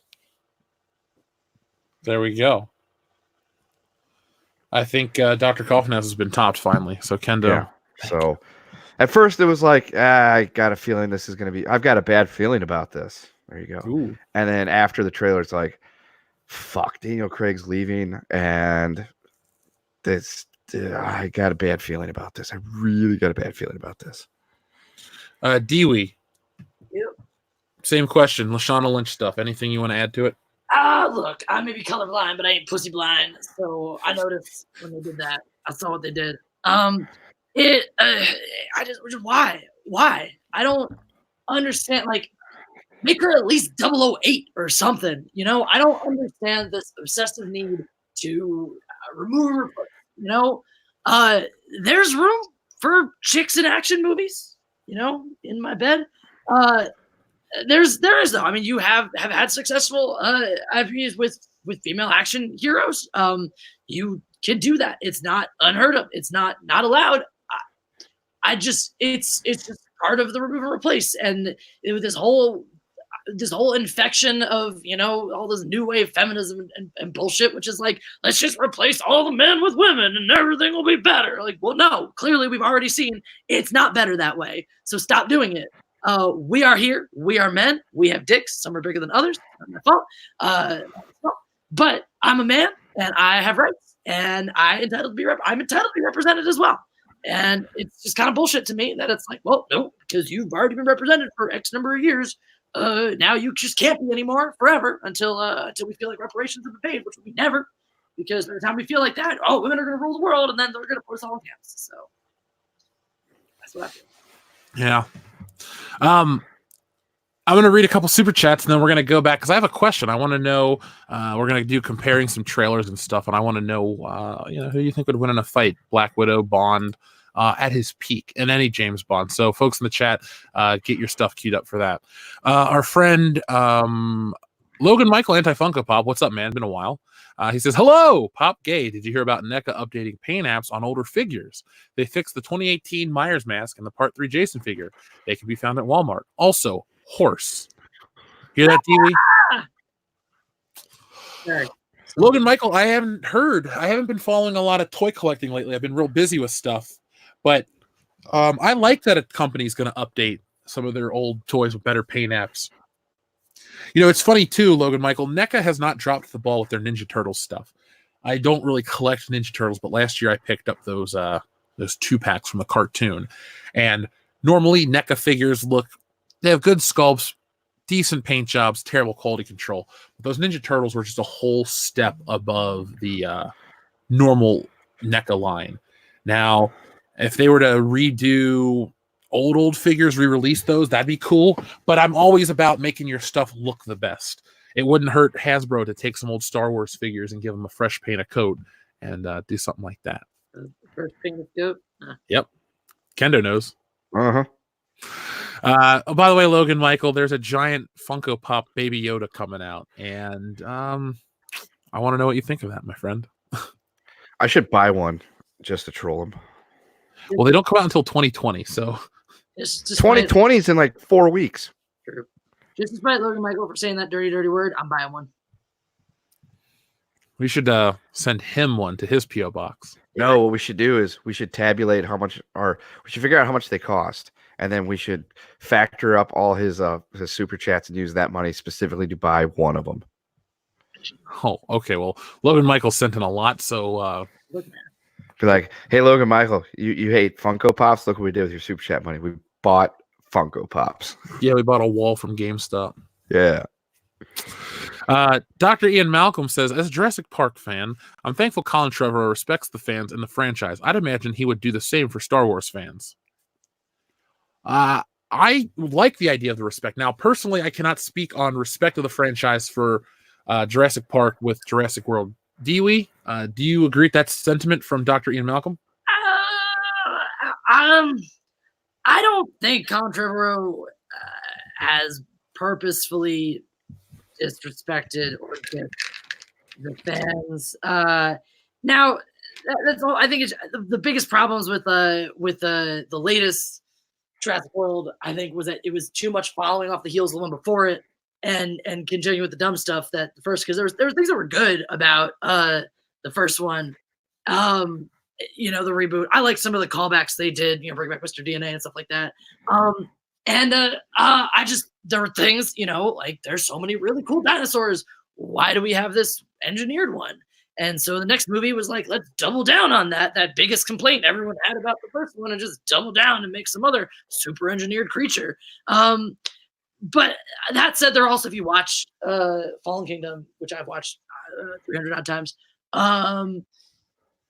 it mirrors the plot of Lost World a lot. It definitely does. It definitely has some similarities, some things in common. So I think that's evidence that Colin Trevorrow is at least trying to respect the IP, even if he's not necessarily succeeding.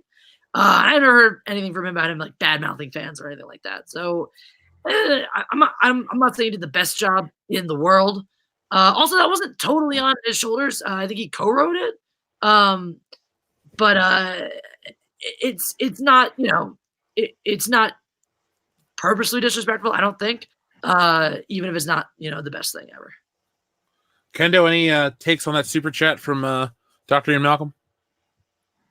Life finds a way, Doctor. Deal. Gotham Knight says, it's Nicholas, Jeff. Well, Nicholas, thank you very much for joining us over on Patreon. The kid that won the tag titles with Braun Strowman at WrestleMania 34? The exact same one. He's all grown up and a super fan and patron. Fucking A, man. Welcome. We have officially reached the top. Yeah. Dr. Coffenhouse has a very happy super chat, guys. He says, Jeff has time to reenact the film Planes, Trains, and Automobiles, but not for the High Council. Also, my wife is having a baby boy. God help me. Yeah, well. Congratulations, Dr. Coffenhouse. Yeah, congratulations. And we told everybody why Jeff wasn't going to be on the High Council. So, I mean. Oh, no, Dr. Coffenhouse is just. I know. It's funny, though. I only had to make 12 announcements on the last episode I was on, so people wouldn't have to ask me where the High Council was. 12. Only 12. But, you know, shout out to Mecca Random. She did a hell of a job. She had almost 1,000 people watching. Yeah. So, I mean, you know, clearly her, Rob, Jeremy, and, oh, God, who else was on there? Tom. They really rocked it out. So I want to give a special shout out and a thank you to those guys, and lady, of course, for keeping the High Council strong when I couldn't be there. Now, folks, I will have it this Tuesday on World Class Bullshitters. We will be joined by Mahler. I'm trying something out, so I'm going to try. I haven't even contacted the person yet, but if he's available, I'd like to get somebody like John Talks on as well and maybe like a drunk 3PO for this week's High Council. So if they listen to this show, guys, I'm going to be contacting you probably tomorrow. Be on the lookout. And if you like the idea of those YouTubers as well as others, shoot them a tweet. Let them know that we're trying to get them on. So I appreciate that. We're going to keep the High Council as strong as ever. So, Dee, Yep. have you heard the story that I went to Uncle Ethan's house over the weekend? Yeah. I heard that you went there. That's cool. Now, put yourself in Jesse Milestone's boots just for a minute and imagine what it would be like to be at Uncle Ethan's. You say put myself in Jesse Milestone's boots? No, you don't get to go there. I'm sorry. That's what I heard. I thought that you were making some sort of invitation. I was like, bro, you're my best friend. You're married and she's with me and we're happy. So no, that ain't happening. I said boots. Oh, boobs? So I don't think that girl wears shoes very often. She's aren't as nice as her butt, but like, I'll take her boobs. That's fine. You can take her boots with a T, bootstrap Bill Tanner style. Oh, I'm sorry. I misheard. Okay. Boots. Anyway, put yourself in her boots, the footwear, and imagine what it was like to be at Uncle Ethan's house and tell the audience. Well, if I was going to imagine what it'd be like to be at Uncle Lee's house himself, I would imagine it'd be pretty darn cool. I'd imagine that his whole family is super nice. I'd imagine that his wife is smoking hot. I'd imagine that his fire pit was nice and warm for burning the Last Jedi. I'd imagine that he has a beautiful, long-haired, fluffy cat. I'd imagine that he's a super great host and that Cecil's a really cool guy to do. And that Cecil under the mask has horrible acid scarring and that's why he doesn't take the mask off. That would be my imagination. Two-Face style. Yeah. Exactly. I like to imagine that everyone who wears a mask is Two-Face. I would imagine that'd be pretty shitty to be forced to watch the Star Wars Holiday Special. I imagine there'd be a sense of betrayal. Like, I thought you liked us. I thought you wanted us here. But clearly you don't because you're torturing us now. I feel like this is cruel and unusual punishment. I feel like, if I were Jesse Milestone, I would want some reparations. But then I would also feel like being given multiple copies of Cyberfrog was reparations. So I'd be okay. Yeah, it was a hell of a time. And it's funny, too, how, we got a lot of doomsday prophesizers that are in the communities, people on the internet that kind of want to tear the fandom menace apart, all of us. But it's funny how we're actually, last year we may have done more live streams together, but in 2019 we got to know each other as people. We got to go to each other's homes, visit cities together, do all sorts of things, get in relationships sometimes. The fandom menace has evolved in a good way, and I'm just excited for 2020. We have a lot of stuff planned. We're not just a Star Wars community. We're a very big, pop culture, geek culture community. And we got a lot of cool stuff coming down the pipe. So make sure you guys are subscribed to all the channels: World Class Bullshitters, Mindless Entertainment, Comic Artist Pro Secrets, Geeks and Gamers, Overlord DVD, Nerdrotic, Anna That Star Wars Girl, Cecil Says, and a million other ones. So, if you love the entertainment that we provide, just make sure you guys are subscribed to check everything out. Our friend 007 Cloud says, "Whoa, Dion sounds hot. WTF is going on?" That's something that doesn't get said very often. I know. Dee does have a good voice. Well, thank you. I feel honored. Hoich Gok says 1917 looks better than 1917 is better than The Rise of Skywalker. Change my mind. Damn straight. I mean, that's going to be a good movie. Who's in that? I don't know. A bunch of British dudes. Ah, well, British dudes can act. Yes, and it's about World War I, which you don't see a whole lot of World War I movies that I can think of off the top of my head. So I'll give it a shot. That's what I'm going to do on Christmas Day, most likely. Bazinski says Ford versus Ferrari is too white and male. Ree! Mm-hmm. I heard it's very good. I want to see it. It was damn fine. I need to change all the historical accuracies to make half the characters black. Otherwise, I won't do it. Yes. I will say, though, this movie's a lot like Rocky to me. I mean, you know how Rocky... You get it? I get it. Okay. I don't want to spoil it for you, Kendo. Well, I mean, it's based on what really happened, so I know about Carroll Shelby and his Fords and taking on Ferrari at the Le Mans. So you know the true story then? Yeah. It fucking pisses me off that after all the shit that Ken Miles went through, and tried to play ball, he still fucking had to come in second place to the McLaren guy. Yeah. And I watched that and I was so into the story because he had the perfect lap. Everything was great. And I'm just sitting there like, yeah, he's going to win. Cool. This is based on real life. We know Ford won. And then he does the thing to help his friend and he ends up getting screwed. And my face just froze in anger. Like I almost tweeted to Ford, I will never buy one of your fucking cars. Like I was seriously that mad. I was like, I can't believe that this is what happened back in the day. Well, he was a dick. To be fair, Ford is always a second place finisher to better car products like General Motors, Chevrolet, exactly to be specific. But also at the same time, I mean, the Rocky comparison would be there. The only way it would be truly like Rocky is if they built a statue to him of him in the city of Philadelphia to where he became the most famous Philadelphia sports icon.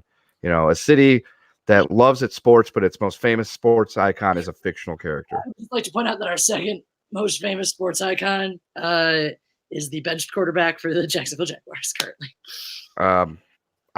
Dewey? What do you mean yours? I thought you're from Michigan. I meant theirs. I'm drunk. I can't help it. Also, fuck the Cowboys. They are embarrassing themselves on national TV for a second week in a row, so I'm very happy. I can't. I mean, it doesn't matter who I root for. The Lions are not making the playoffs. So. Oh, thank you, Amber Phoenix Fire. She wrote he pronouns. I don't know, assuming gender of YouTube people. Wrote is from Philly. Can confirm this. Thank you. By the way, Kendo, the Bengals finally won a game. They did. They can't even go 0-16 right. That's like a microcosm of their season. We can't do anything right. We can't even lose out correctly. They can now. That doesn't affect me, but I'm paying close attention to the race for the. I guess it does. We're now one step closer. My team is one step closer to the race for the first round draft pick. So. It can still happen. There's enough weeks left in the season. It can still be ours. Comanche Viper says, I got Stealing Solo. Awesome. Thank you. Thank you, Comanche Viper. I'm glad that your copy came the way it did. Like I said earlier at the beginning of the show, to let everyone know, I'm talking to the printing company to make sure everything is going to be taken care of because it was their fault at the end of the day. But I'm glad you enjoy it and check out the story. I'm very proud of the content of Stealing Solo. And at the end of Stealing Solo, the book, there is a bonus 20 pages of old comic that I did years ago before I got into the groove of everything. So check it out. It's a lot of fun. Kendo approves. I do. I've seen a lot of the pictures of you guys' jacked up comics. I'm pissed off. I don't like it. It makes us look bad. And I don't like it when people make us look bad for something that they fucking did. And but if anything, at least the story is all there, unless they sent you a shredded one, which shit, we haven't heard everything yet. So you can at least read the story and read the tale of our adventures with, Harrison Ford.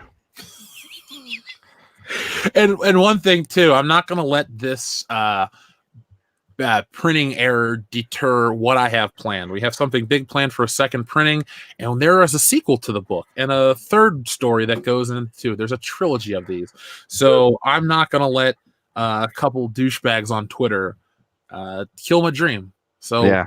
Comanche Viper, I'm glad you liked it. Tell your friends, and we'll just this company will make everything right. That's right. We have all, especially Jeff, have taken this very personally. It's not like we went, oh, well, they fucked up. Oh, well, sucks to suck. Buy our next one. It's like, son of a bitch. We went to DEFCON 1, and it was like, we have to sort this out right now and make it right by you, the people. Yeah, like I said, it's new. Literally, I found out about it at 4:40 yesterday. Within not even 10 whole minutes, I'm on the phone with them. So, believe me. But Comanche Viper, thank you. Mr. Jelly Benevolent says, I just tuned in, and now the only thing I want to know is why Dion is sounding like he's had the Pablo treatment. Did KK take his clackers too? No, his wife did. Talking about? This is what I always sound like? This is normal. Dewey the eunuch. Yes. Totally normal. Gotham Knight, thank you, says Fallen Orders on Xbox One is awesome. Oh, that's Jedi Fallen Order. So Kendo. Yeah. If you got an Xbox One. I do have an Xbox One. It typically just serves as a Blu-ray and 4K player, but maybe I will actually play games on it again. Next year when the Xbox Scarlet, whatever it's going to be called, drops. I'm gonna probably buy a PlayStation 5. Oh, I'm gonna get that too. But who am I kidding? I know I'm gonna end up buying both. Yeah, I just want to play and then Halo. Selling one a year later. Yeah, you did it before and it worked out for you. I did. And the funny part is, we'll both be playing Nintendo Switch more than either. Oh yeah, dude. I play the Switch. I've been playing the hell out of Pokemon Sword. It's just a fantastic console. I know. I love everything about it. It's just so much fun. It's so convenient. It's so easy. I love you, Nintendo Switch. 1.1 billion units sold weekend of release. Just like Happy Gilmore's the greatest film of the 21st century. Correct. Horang the Boomerang says, The Last Jedi will be the next Rocky Horror Picture Show. See, I got to disagree with that one because while Rocky Horror Picture Show was, and many people consider it a terrible movie, much like The Room, it at least was made with, well, I know The Room was made with heart, but I've never seen Rocky Horror Picture Show, so I couldn't tell you. I don't know, growing up, I assumed Rocky Horror Picture Show had something to do with the Rocky franchise. Wasn't until I got older that I realized it was something completely different. But people actually love that movie, and it's a cult classic because, there is some goodness to it. Because Dr. Critter is my spirit animal. Yeah, the Rise of Skywalker is going to be not a cult favorite because you're just going to have the fanboys that will take anything you get. Like I said before, you can take a giant pile of shit, slap Star Wars on it, and the fanboys will tell you it's the greatest movie ever. Essentially, they are living in the world of idiocracy where there's a 2-hour movie called Ass or Fart or whatever it was. Yeah, Ass. And it Ass, swept the Oscars. And it sweeps the Oscars. If you write Star Wars Episode 9, Ass, and it's 2 hours of an ass just farting, the fanboys will tell you it's one of the greatest. You don't understand it. That's why you don't think it's any good. That's where they're at. So they'll love it. So it can't really become a cult classic because the rest of us can be like, that was stupid. Bad enough to be funny. And I don't think people are going to go to a movie theater in 20 years and dress up like Kylo Ren. No, they won't do that. TLJ Russian Bot has the perfect super chat to transition to our next section of the show. The new ride at Disney should be guest accompanied by the Fandom Menace YouTubers infiltrating and escaping Lucasfilm's lair protected by the Access Media. Were you guys aware that there was a new Star Wars ride? No. Okay. Well, I have some good news. There's a new Star Wars ride, and it broke down. Well, that's a good metaphor. Yeah, so let's check this out. This comes from our good friend Ichibaka over on Disney Star Wars is Dumb. And it looks like the new Star Wars ride has long lines because it's not a success. And breaking, the Rise of the Resistance breaks down on opening day with large crowds. Star Wars Rise of Resistance opened to the public today, December 5th, and it is already bringing in large crowds, but it's also experiencing technical difficulties, which is causing a bit of a fuss. Once the park officially opened and Star Wars Rise of Resistance started operating, crowds formed at the attraction, and Disney guests started to enjoy the ride. But unfortunately, it didn't take long before the highly anticipated attraction started experiencing technical difficulties. And of course, Twitter is blowing up with reactions to the broken down attraction. So, surprise. Shock, surprise, guffaw. I never expected something from Star Wars to break down. Did you guys? Everything from Star Wars is perfect all the time. If there's a greater power in the universe, you choose to believe whatever you choose to believe in, folks. Fate or, whatever, the power is not on the side of Star Wars and amusement parks. It's like Star Wars works in every medium: comic books, video games, toys, food crossovers, TV shows.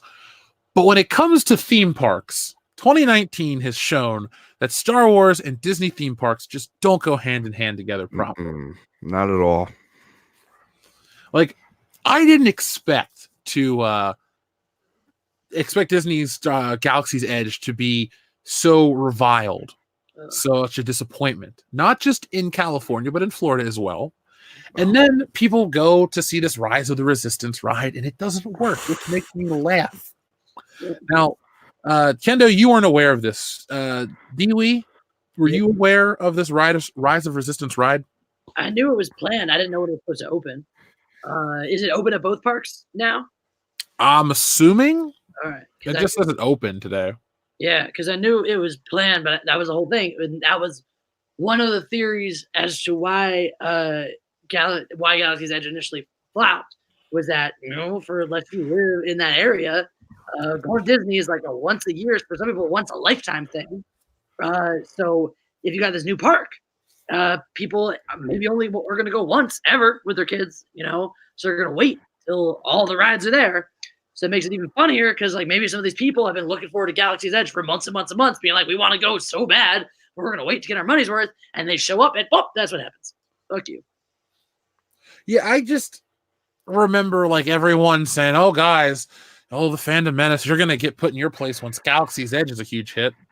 You know what the biggest hit at Disney parks was this year? That fight in Toontown. Yeah, there you go. That was the biggest thing to happen at Disney World this year. Not these rides, not whatever.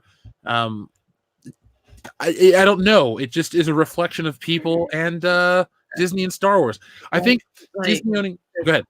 The biggest hit, and they hit each other, so it's fun. Well, they do, but I think Disney has outpriced the Star Wars fan in many regards.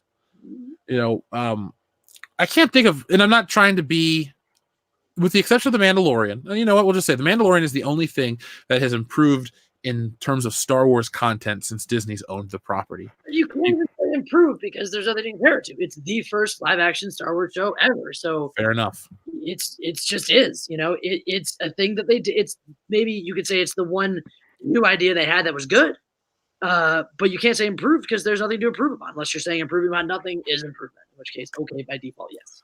That's an accurate statement there, Dee. No, but I just Disney, like you said, it could be a once in a lifetime thing. I've been to Disney once. I have never wanted to go back, and it's not anything to do with this YouTube channel or trying to present an image out there. It was fine, but that's it. I'm not going to drop $1,000 to go see a large size Millennium Falcon that I can't fly in or do anything with. So this ride breaking down just brings a smile to my heart. Your heart is a face. Now, TLJ Rush Spot had a good idea, though, about a fan. Okay, Kendo, Dewey, pitch me a Fandom Menace Star Wars ride. I got one. I'm going to pitch first. It's a monorail ride, with the Hall of Presidents, where each Fandom Menacer YouTuber tells you about the history of how Star Wars failed at this point in time. So it would start with me. Maybe it would start with me. Oh no, maybe we would just start with who would be? Well, I'm the first one. I guess it would have to start with me talking about my disappointment in Episode 7. Then Jeremy would pop in after The Last Jedi, and then Ethan would pop in. But then I get to come back and talk about the decline of the merchandise and all this. And then each YouTuber has an animatronic. So you'd have a Jesse Milestone animatronic. You'd have an Anna animatronic. That's hard to say. Anna animatronic. And Cecil. Cecil's there. So yeah, mine would be a historical Hall of Presidents. Mine would be, the thing that Itchy gets in the Star Wars Holiday Special. Yeah, sadly, because I've seen it recently. It would be like that, but just with Jesse Milestone, and it's even more, R-rated. And you see her butt a lot, and she just yells at you the whole time. That's mine. I don't think I'd let anyone else ride that ride because I wouldn't get off. I'm riding it. Yeah, you gotta ride the real thing, bro. Let us have the ride. All right. Fair enough. Your words. I get to ride the real thing. Anyway, Kendo. It'd be kind of like a coffee shop with its own little, bookstore with its own little mini coffee bar. And it would essentially you'd go in, you'd sit down, there'd be drinks, and you could ride around on the ride. Having some drinks, learning the story of the Phantom Menace. It'd be kind of like a Small World after all. It'd be great. Would the ghost of Alec Baldwin be there? Yes. Good. Acid Blade 21 says, only going to see Rise of Skywalker because it allows me to see family that I don't get to spend time with. Also, could the next Star Wars movie have a likable, hot, and busty girl as the main lead? Could. But it won't. Yeah. but it won't. Could you imagine if Star Wars or Disney had the balls to do that? Like, I'm trying to think who fits that description. Like Alexandra Daddario in a Star Wars movie. There you go. I don't think I can. I don't think they'd do it. Yeah. Yeah. I don't think Disney Lucasfilm has the balls to do it. And just to say one thing. Sorry, go ahead, Dewey. I was just gonna say, if they had balls, they would appreciate busty women. Yeah.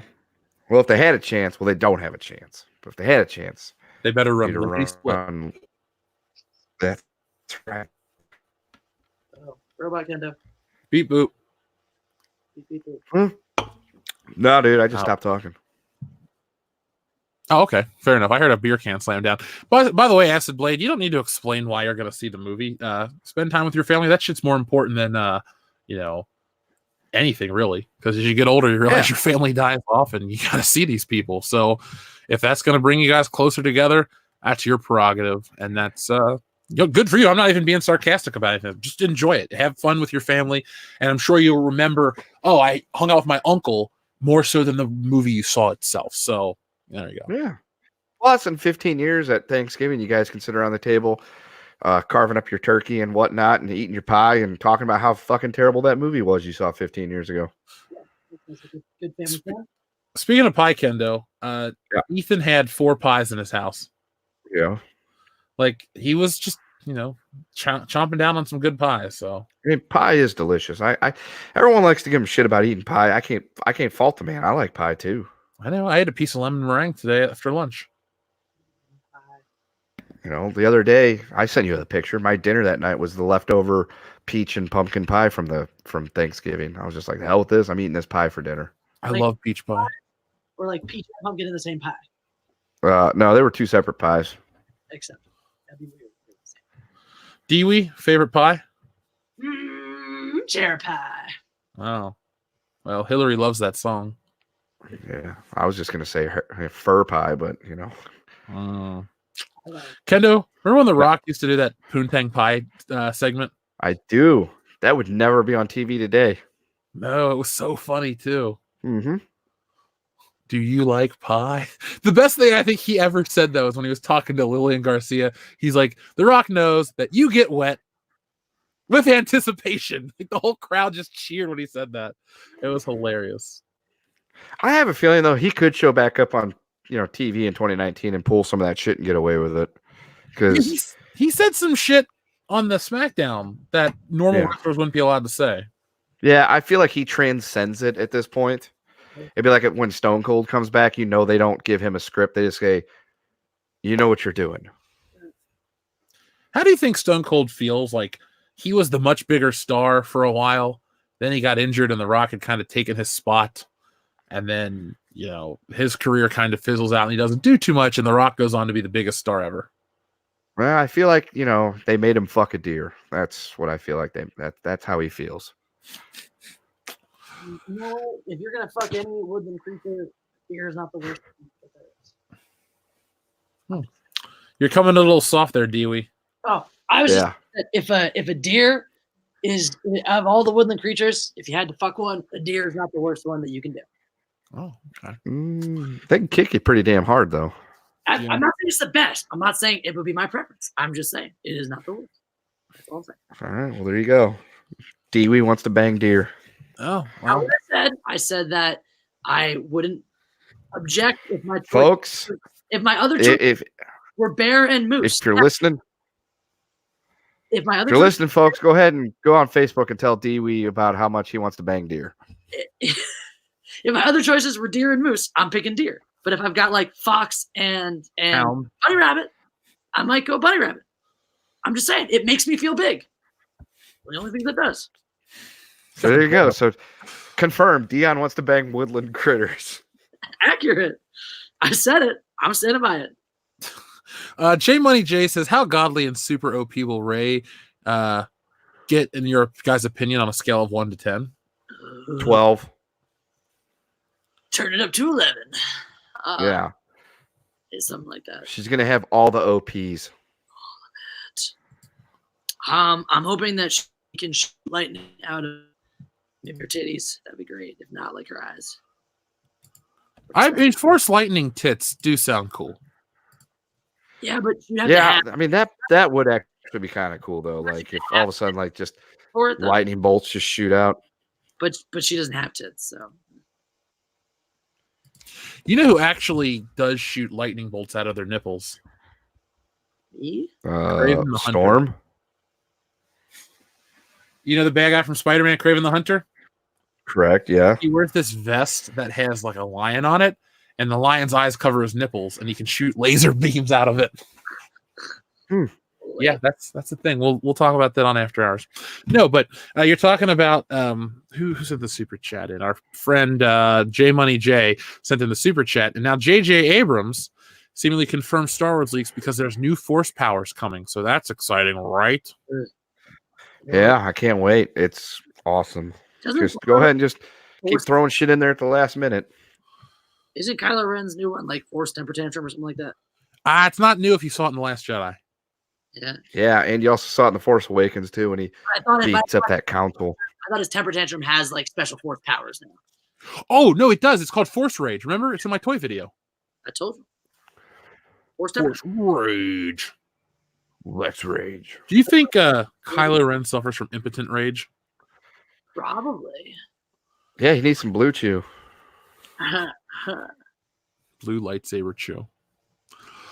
So, speaking of Vanity Fair, Abrams stated that there will be new Force powers. It was really important that we just don't redo the things you've seen, but add new elements. Abrams goes on to admit that he believes these new powers will infuriate some people and thrill others. Why? See, why are you doing it if you know it's going to infuriate people? Why are you doing that? Also, like, case in point, problems with the new Star Wars movies is adding things where we don't need them added and not giving us new things where we do.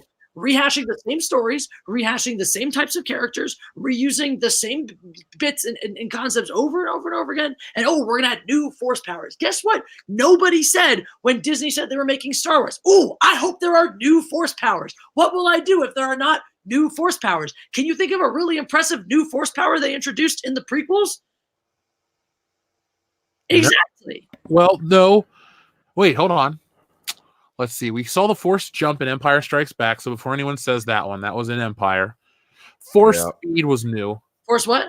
Force that speed running. Oh yeah, but that wasn't that big of a part. That wasn't like a huge oh my god new power. It was like all right, that kind of goes along. We've already seen the Force enhances your natural physicality, which we've seen a lot of in the movies. I don't really think that's like this big wild new power. Well, we saw Rey lift an entire fucking quarry. So there's that. But I'm saying the prequels. I'm saying where in the prequels though? Where in the prequels did you get tons and tons of new Force powers? That's not a prequel. When you go to the prequels. Oh my god! Shmi got Force impregnated. All right, so that's a new one. Sure. Force insemination. Force insemination, but that's not. I mean, whose power is that? That's just the Force doing shit. That's the Force just being a whore. Because she's female and all, so she's a whore. But like that was the thing. That was not something that anyone was like, "Oh no, the prequels didn't give us new Force powers. What a shame. What a downside. Please correct this, somebody in the future." And it's not a thing that we need or asked for. It's just more examples of them not understanding why, like what we actually want to do. Oh, it's so important that we give new powers. No, it's not. It isn't. It isn't. No one asked for it. No one needed it. Yeah, I just don't like the idea of them intentionally doing stuff to annoy people to piss them off. Like, haha, they're going to rage and they're going to see the movie anyway. It's like, do you realize people just won't fucking go? Exactly. You say shit like this, we'll just be like, no, I'm going to pay for something I want to see, like Cats. I mean, Jumanji. Yeah, well, I know that Dee Green cannot wait to go see Cats, and I wouldn't hold it against it. It looks like a fantastic time if you have a wife and a child and no self-respect. Go see Cats. Correct. Yeah. Yeah, it's my trifecta, the trifecta of Dee Green. If you're obsessed with Idris Elba, you'll go see Cats. Yeah. And no horses, because horses and cats don't mix. Maybe they do in this Typically, world. No horses. No, but I'm wondering what these new Force powers are going to be. Like, can we? Obviously, there'll be Force queefing, but that'll be for another day. But what do you think we'll have, Kendo, Dewey? Force resurrections. Horse erections. I would say forced erections. That sounds like a fun power. I'd like force erections. That sounds good. Yeah. No, forced resurrection's probably going to be how they bring back the dead Kylo Ren. Yeah. Then they go riding off in the sunset together with one of them sporces. No. Sporce is bad. I'm going to do my best to not fall asleep in this movie. Yeah, no promises. Yeah. Can I fall asleep on you, Jeff? Thank you, Dewey. Like you did in It Chapter 2. Yep. Just don't scream. Yeah, don't shriek in fear when there's something on the screen that you're scared of. Please, someone hold my hand when the forces happen. Okay, that's all I ask. That's all I'll open my crack. That's all I'm asking for. It's okay. It's okay. So Jay Money, Jay, to answer your question on a scale of 1 to 10, I'm going to go 11. So there you go. Yeah. Bazinski says Venezuela does not have food. Peak socialism there.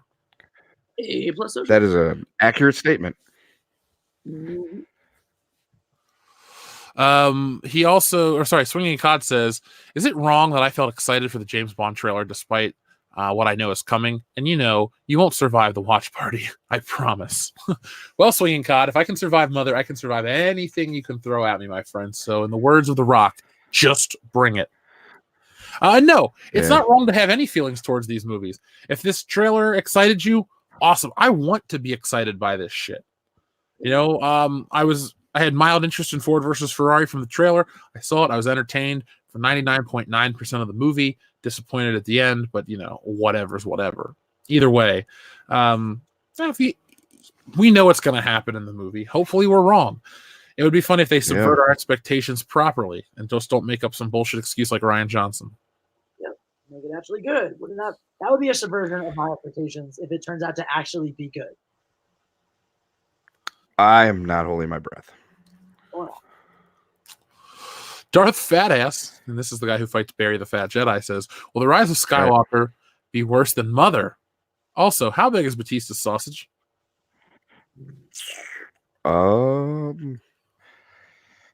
don't know, man. Mother was really bad. Yeah. My body shut down during Mother.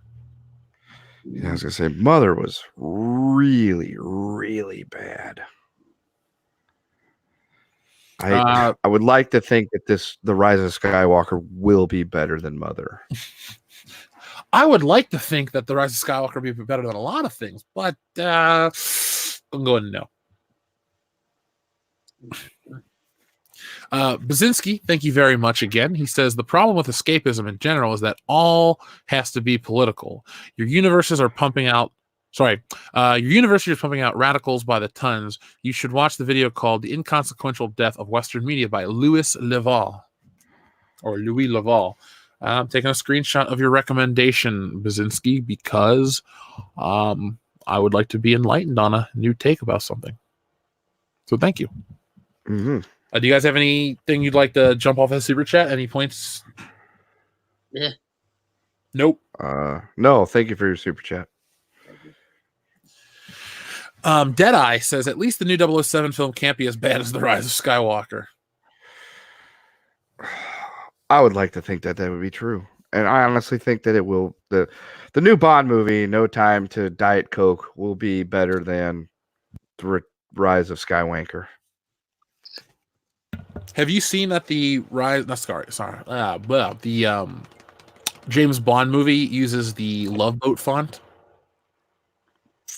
I did notice that. I noticed the font and how it was different, but I didn't put two and two together with the Love Boat. I hate the trailers they released. Yeah, I'm not a fan. Mini Mages, thank you very much for your big super chat. He says, I keep trolling friends with a fake spoiler for the ending of The Rise of Skywalker. The ending pans out, a galaxy within a globe, with hands gripping it till it shatters, reveals Mara Jade. Well, that experiment was a failed experiment. So, that would be like the end of Men in Black. Yes. Remember? No? No. It's been a long time since I saw Men in Black. The movie ends and it with a zoom out from the planet. What? The Marvel was the first one, right? Yep. Yeah. I always thought that was a cool ending. That was nice. Well, But this, thinking thoughts like that. I just sometimes go on, thought holes like that, and then fall into them, and can't find my way back, and then just get sort of dark and loopy and weird, and I wake up with a hard on. I like how you were inaudible for that until you said the word hard on. Yeah. All right. Oh, Dewey, it is hard-ons. I get him a lot, I got to take care of Dewey's got to take care of Dewey. That's what I'm saying. You mean Dewey's got to take care of Wee D? Yeah, buddy. I do like that you're trolling your friend mini mages with fake spoilers. That seems like something I would have done a couple years ago on Facebook. Like, did you hear that Han Solo dies in The Force Awakens? I think I actually did post that, and somebody got really pissed. I'm like, the movie's not out. How can I know? The future.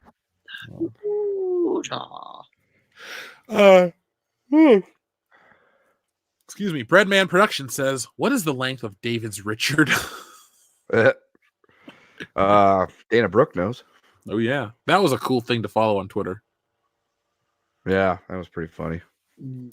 Dwayne Morris, thank you, says, I don't know any gay black guys that would chase a white woman through 3 movies. Accurate. Yeah, so yeah, I don't think Finn and Poe are gay. You can have gay Star Wars characters. No one's going to, be upset. But it's like Mac on It's Always Sunny in Philadelphia. If he was always gay, fine, would never complain. But clearly the character had other issues that they just evolved the character to that. I don't think it felt natural. So I ship Ray. What? I ship Ray and Rose. Oh, okay. I just think they would be good together. I think it'd be funny. I think make the Ray-Los cry. Ethan has a Rose Tico cattle prod in his basement. So take that information as you will. Yeah, I'm going to have to chew on that one for a bit. When you get prodded with a cattle prod, you get hard. I don't know from experience.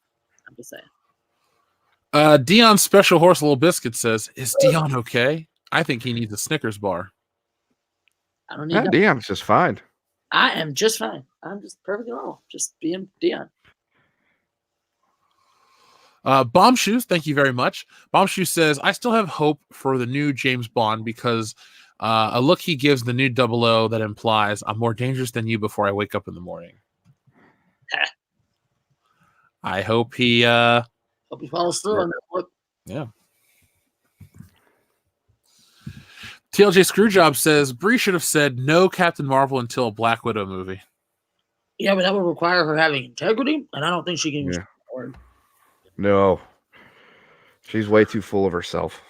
Mm-hmm. Yeah.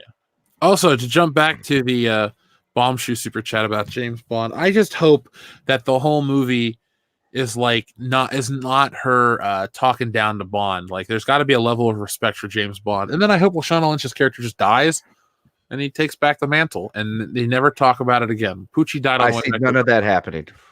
Mm-hmm. I see her talking. I see her talking down to him the whole time and then becoming the new 007. Mm-hmm. Roller Coaster Addict said, new Rise of Resistance at ride at Walt Disney World. Seen it yet? Yeah, Roller Coaster Addict. We actually just talked about it a moment ago, and it doesn't work. So, again, Disney and Star Wars and theme parks just don't mix. So apparently it's just at Disney World right now. It's opening up at Disneyland in January. Oh. Uh-huh. Just another reason not to go. Yep. Andy from the UK, thank you. He sent in 2 super chats. He says, What's my brothers? I hope you're well. We're well, man. We had the hiccup with the comic, but the channel rolls on to success. So thank you. We are getting that fixed. Yep. Yes. And he also says, I thought it was Dion. No, it's Poppets. Hello. I don't know what you're talking about. It's Dion right here. Dee Green. Right here. McKinney 90 says, Jeff, you're referring to the 1977 V8 Vantage. Oh, he has a 77. I thought he was driving the 87 one from The Living Daylights. So I guess I saw that wrong in the trailer, but could have sworn it was the 87 one. Demogenai says the Rise of Skywalker has even more competition. Ip Man 4 on the 25th. I didn't even know Ip Man had a 4th movie. Mm. That's Donnie Yen, right? Okay, Google. Ip Man 4. It didn't understand what I said. No, Anyway. I wouldn't think so. Andy from the... According to Wikipedia, There you go. Stealth video game series developed Yeah, by company those were Eidos fun Interactive, games. previously published by Eidos Interactive. Thank you, Google. I was trying to say Ip Man, not Hitman, but whatever. Andy from the UK also says, Dion, is there a cork up your crack? You sound weird. That's inappropriate. I'm not tell you what I do with my crack. I'm just saying though, there was a bunny on TV just now, so I adjust my jungle up. Wazinski says, the rise of resistance. Is this an Antifa roller? Can I just say how tired I am of the word fucking resistance in Star Wars? Yep. Yes, very much so. We all are. Fucking rebellion. Thank you. Sketch Therapy, thank you very much. He says, you don't blame fans, so you are A-okay. Caesar had production problems. Don't let it stop you from planning the next. I always been in your corner. You got this. Sketch Therapy, thank you very much. You have been in our corner the whole time. You've been a fan of this channel for years at this point. So I appreciate you saying that, man. That means a lot. That would have subverted some fucking expectations. Also, in a hypothetical world where I had been at Ethan's house, he may or may not have said very complimentary things about Sketch Therapy. I'm just saying. Yeah, he may or may have not in that alternate universe. It happened. No, but thanks, man. I really appreciate that. Nathan Brake says, hey, Jeff, are you still interested in doing a Star Wars RPG set during the Rebellion? I have all the books and would totally be down to DM for you. Nathan Brake, if it would be, shoot me a message, an email, worldclassbs@mail.com, so I can get in contact with you and figure out some logistics of how we would do it. Because I would love to play some kind of Star Wars role-playing game. I just know that the rest of this year is a little busy. I got to get the comic book stuff worked out with the printer. I also am moving at the beginning of the year, so I'm doing as much family time as I can, as well as pumping out channel work. Like, if you didn't listen to any of the live streams and you just watched our videos strictly, you wouldn't have known I was out of town, but I still made videos and put out content. So I got a lot to do, but just email me and keep, we'll have a correspondence that way. Kip Duran says, any way to purchase your comic still? You guys rock. Well, Kip Duran, yes, there's going to be a second printing. It's something really big. If you ever get in contact with Jesse Milestone or Anna, that Star Wars girl, they both know. Kendo knows too, obviously. They do. They know what we have planned, and it's really fucking cool.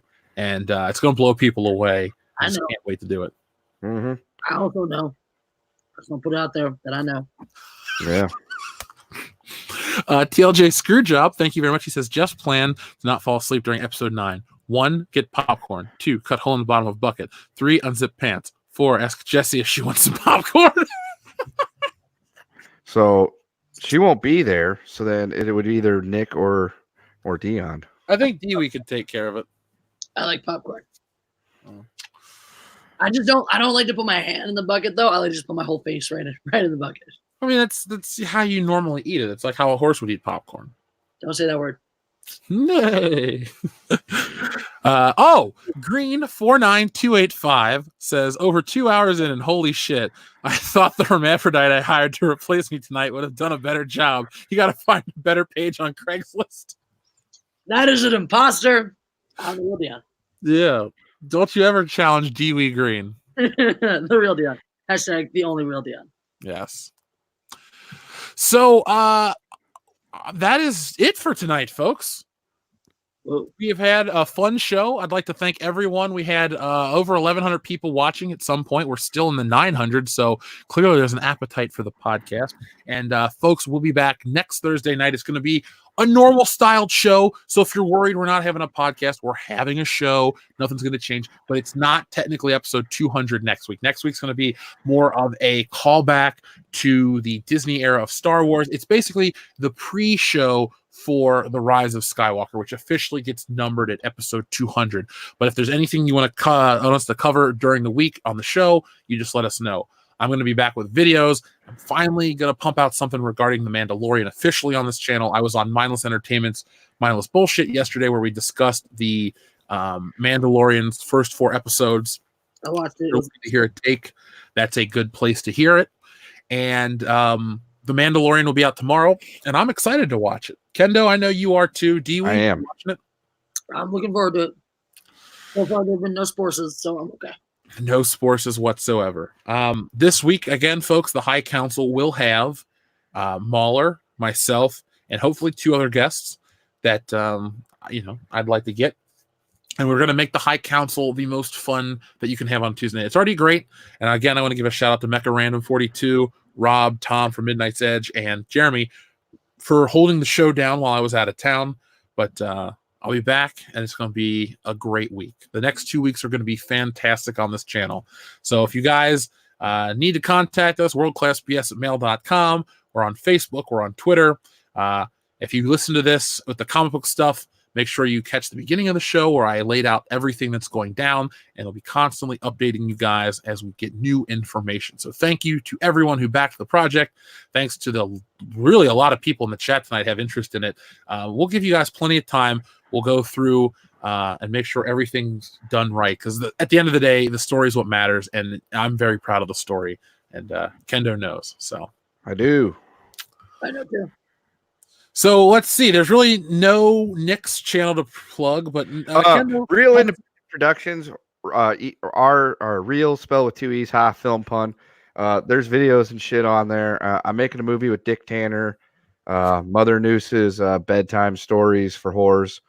I'm in it. Jeff's going to be filmed in a segment in it. It's going to happen. So follow me on Real Independent Productions, real with 2 E's, film pun, and check out my YouTube channels and my Instagram and all that shit. And be excellent to your mother.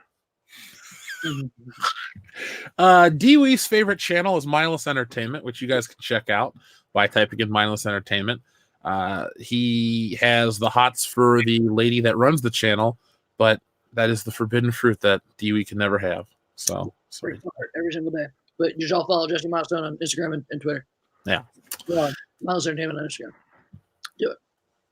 There's a picture of her butt somewhere on Instagram, and I like it a lot. That's true. It's a good butt. We had 2 more super chats rolling. Midnight's Edge After Dark says, love you guys. Well, we love you too. Yes. I'll get you guys a date for Beverly Hills Cop. I got to make sure Dion has the time to make that, because I would be a terrible best friend if the movie that our friendship is built on, he is not involved with the commentary. So I'm just waiting to hear back from him. Also, today is Dion's anniversary. He's been married for 6 years now. So congratulations to you, my friend. You, Hildar, D2, everybody in the Green Clan. Yeah, congratulations. Darth Fat Ass says, waiting for here still. The cover looks amazing, Jeff. Well, Darth Fat Ass, thank you. Like I said, check social media for the entire story and how it's going to be rectified. But I'm glad you enjoy the cover, and check out the comic, read it, have fun, and tell me what you think. I'd appreciate it. We will rectify it for you, and if not, we'll rectify somebody for you. Yes. Get him, Keith. And finally, Logan Michael Anti-Funko Pop ends with Pop Gay. So that's $3 to the Pop Fund. Yes.